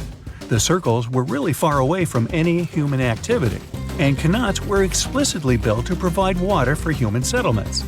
Well, it sure was a good try. You almost gave up on this mystery when you decided to take one more field trip. It was days of preparation, pick up cars, food, equipment, all so that the mystery of the Sahara Circles could be unraveled. On the first day, you drove over 99 miles into the desert. You were always curious to see what this part of the world looked like. Over there, you see nothing but mustard yellow dunes. The night sky is pretty decent though. You can see the entire Milky Way with your own eyes. You set up camp and sleep under a canopy of stars. The next day, tension grows. There's no cell reception. Oh dear. But thankfully, you added the coordinates of the circles to your Google map. And surprise, the offline mode works out there. You follow the coordinates, but it leads you astray. You start to get nervous, thinking this was all in vain. But you and the team get into the car and drive a few more miles past the coordinates on your phone. After a very bumpy ride, you can't believe your eyes. There it is, an enormous crater dug on the sand, surrounded by 12 smaller holes. From up high, it looks like a clock, without the pointers, of course. On the ground, they're very faint, so faint you almost miss them. Searching the area, you notice all the holes had something similar, metal wires, thin wires that you can pull from the ground. They're buried deep, so you start digging. An object starts to reveal itself. Uh-oh, it looks like old dynamite. This certainly surprises you. Better stop digging to avoid any accidents. At the end of the survey, you feel satisfied, but still curious. What could all this dynamite mean? And who put it there? What comes next is the turning point of your adventure. Walking back to the car, you see something shining on the ground. You approach the item with curiosity. It's round and rusty and looks like a sardine can? What's that doing here? Could this give you more clues about the circle's mystery? Just in case, you pick it up and put it in the car. Back in the city, the puzzle pieces start to reveal the story behind the Sahara Circles. You bring photos and the sardine can and show them to local experts. They analyze your material and give you an intriguing verdict. As it turns out, guess number 1 was the closest one to the truth. So, what happened to the first guess? Why do we need to keep digging deeper? Well, because it was only half right. The Sahara Circles are not a historical footprint of seismic surveying. Back when the circles were made, this technology didn't even exist. But they sure are related to oil exploration. The dynamite-filled holes were an old method for oil searching. The circles are the leftovers of surveyors looking for resources underground. And the sardine cans? Well, they were left by the workers who held explosion works. You gotta eat, right? According to the model of the can, this happened more or less around the 1950s and 1960s. So these circles aren't even that ancient. More like modern ones, if you ask me. Well. Hope you are glad you tagged along and helped unravel this mystery. See you in the next mystery-solving adventure. Well, here you are, on a week-long trek through the Himalayas. You're exhausted. The cold is cutting through to your bones, and suddenly, you stumble upon a human skeleton near a lake. You look around, and there are dozens, maybe even hundreds of bones scattered across the ground. Well, guess what? This really happened in 1942 with an Indian forest official. Since this chilling discovery, researchers have been trying to figure out how so many people lost their lives in such a remote, isolated spot. So, what happened up there? We're talking about Rupkund, a lake sitting at over 16,000 feet in the Himalayas. But it's not just known by that name. People also call it Mystery Lake, or even more bizarrely, the Skeleton Lake. This place is remote, I mean really remote. It's not just because it's insanely high up, but also because it's surrounded by snow-covered mountains. Now, if you're planning to go there, make sure you have some solid hiking shoes. It's a week-long trek covering more than 30 miles of tough, rugged terrain. Along the way, you'll pass through all kinds of challenging landscapes: moss-covered oak forests, misty fields with an eerie vibe, and up at the top, snow. The highest point of the trek is a knife-edge ridge called Junargali. Just below that lies Rupkund. The closer you get to the lake, the darker the atmosphere feels. And on the ground, you can find human skeletons scattered around, belonging to more than 300 people. Along with them, there were things like wooden artifacts, leather slippers, and rings. Okay, so something really macabre happened here. But what? Well, we have three main theories. Theory number 1, the local legend.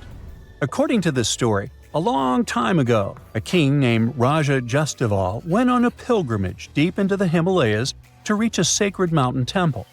He brought his pregnant queen, Rani Balumpa, along with a group of servants, dancers, and others.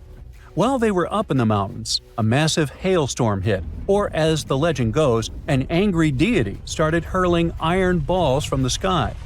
Either way, the storm was brutal, and they had nowhere to take shelter. In the end, they all lost their lives near the lake. Theory number 2, an escape route. Some say the remains belong to Indian soldiers who tried to invade a foreign territory back in 1841, but they were defeated. Over 70 of them were forced to make their way back home through the Himalayas, and they met a tragic end along the way. Theory number 3, a mass grave. This theory suggests that some kind of widespread health issue hit the group. They were all buried there, in isolation, to prevent the disease from spreading. In this case, Rupkund Lake and its surroundings would basically be a cold, remote cemetery. Now, do you know what all these theories have in common? They all assume that the skeletons belong to a single group of people who died in one catastrophic event. But then science came along and things got way creepier.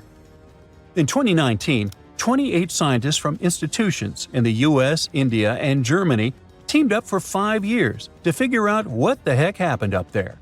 They studied the remains of 38 individuals, 23 men and 15 women. And right there, we can already toss out theory number 2. That's important because if these people had been soldiers on a military mission, you would expect most, if not all of them, to be men. Armies in the past were almost entirely male. But here, there were just too many women for that to make sense. And on top of that, no signs of combat or military gear were found at all. After a genetic analysis, researchers noticed that the individuals weren't part of the same family, at least not by blood, like third-degree relatives or closer. And most importantly, they were mostly healthy. These two facts help rule out theory number 3. It probably wasn't some kind of highly contagious health problem. But the most shocking part is that these skeletons didn't belong to just one single group. They actually came from 3 distinct groups. The first group had ancestry that falls within the range of present-day South Asians, basically from the regions that are now India, Pakistan, and Nepal. The second group had ancestry typical of Eastern Mediterranean, just like people from today's Greece, or more specifically from Crete. And they also identified one individual with Southeast Asian-related ancestry. The dating also shows that these remains weren't deposited at the same time. In other words, groups 1 and 2 didn't live during the same period. Their deaths were actually spread out over as much as 1,000 years. Oh great, now theory number 1 is out the window too. After all, the studies can confirm that these people passed away in at least 2 separate tragic events. According to the researchers, there is a possible clue about where at least some of the people with South Asian ancestry might have come from, or why they were even up there in the first place. Rapkund Lake isn't part of any major trade route or anything like that, but it is along the path of a pilgrimage called the Nanda Devi Raj Jat. It still happens today, once every 12 years, where people hike through the mountains for worship and celebration. Now, the written records of this pilgrimage only show up around the late 1800s, but there are inscriptions in nearby temples that go way back, like to the 8th or 10th century. So, it's possible the tradition started much earlier, and maybe some of these people passed away during one of those early pilgrimages, due to a heavy storm or some other natural disaster. Okay, but how do we explain the group that came from Greece? Well, that's definitely more puzzling. First, because there aren't any historical records or evidence to explain who these people were or what they were doing in the far reaches of the Himalayas, so it's hard to know where to start. The study suggests that they could have been a group of unrelated men and women born in the eastern Mediterranean region around the time the Ottoman Empire controlled that area. The evidence suggests that they had a diet mostly based on land-based foods, not the seafood you would expect from people living near the coast. So they might have lived inland and somehow ended up in the Himalayas, possibly traveling for reasons that researchers can't fully explain yet. The best guess is that they were also participating in a pilgrimage, but honestly, it seems pretty unlikely that people from Europe would have traveled all the way to Rupkund just to do that. And let's assume they did. What exactly happened to them? I mean, how did they all pass away in the same exact spot? Well, the researchers can't say for sure, but people online love to speculate. You think? Some suggest that they fell from the Junagarli Ridge, or since they were at such a high altitude, maybe they passed away due to acute mountain sickness. Up there, the oxygen levels are much lower, which can lead to things like headaches, vomiting, and dizziness. The problem is, it can escalate quickly, and if it affects your lungs and brain, it can become life-threatening. So yeah, it could have happened. But it's still strange to think it happened to so many people all at once. We definitely still need a lot more answers when it comes to Rupkund. But one of the obstacles researchers face is that the site remains highly disturbed and unpreserved. Over the years, trekkers have moved around the skeletons, or worse, some have even taken them home as macabre souvenirs. But the more we mess with those remains, the harder it becomes to find an accurate answer in the future, no matter how much science advances. So, for now, the Mystery Lake will remain exactly that, a big mystery. That's it for today. So hey, if you pacified your curiosity, then give the video a like and share it with your friends. Or if you want more, just click on these videos and stay on the bright side.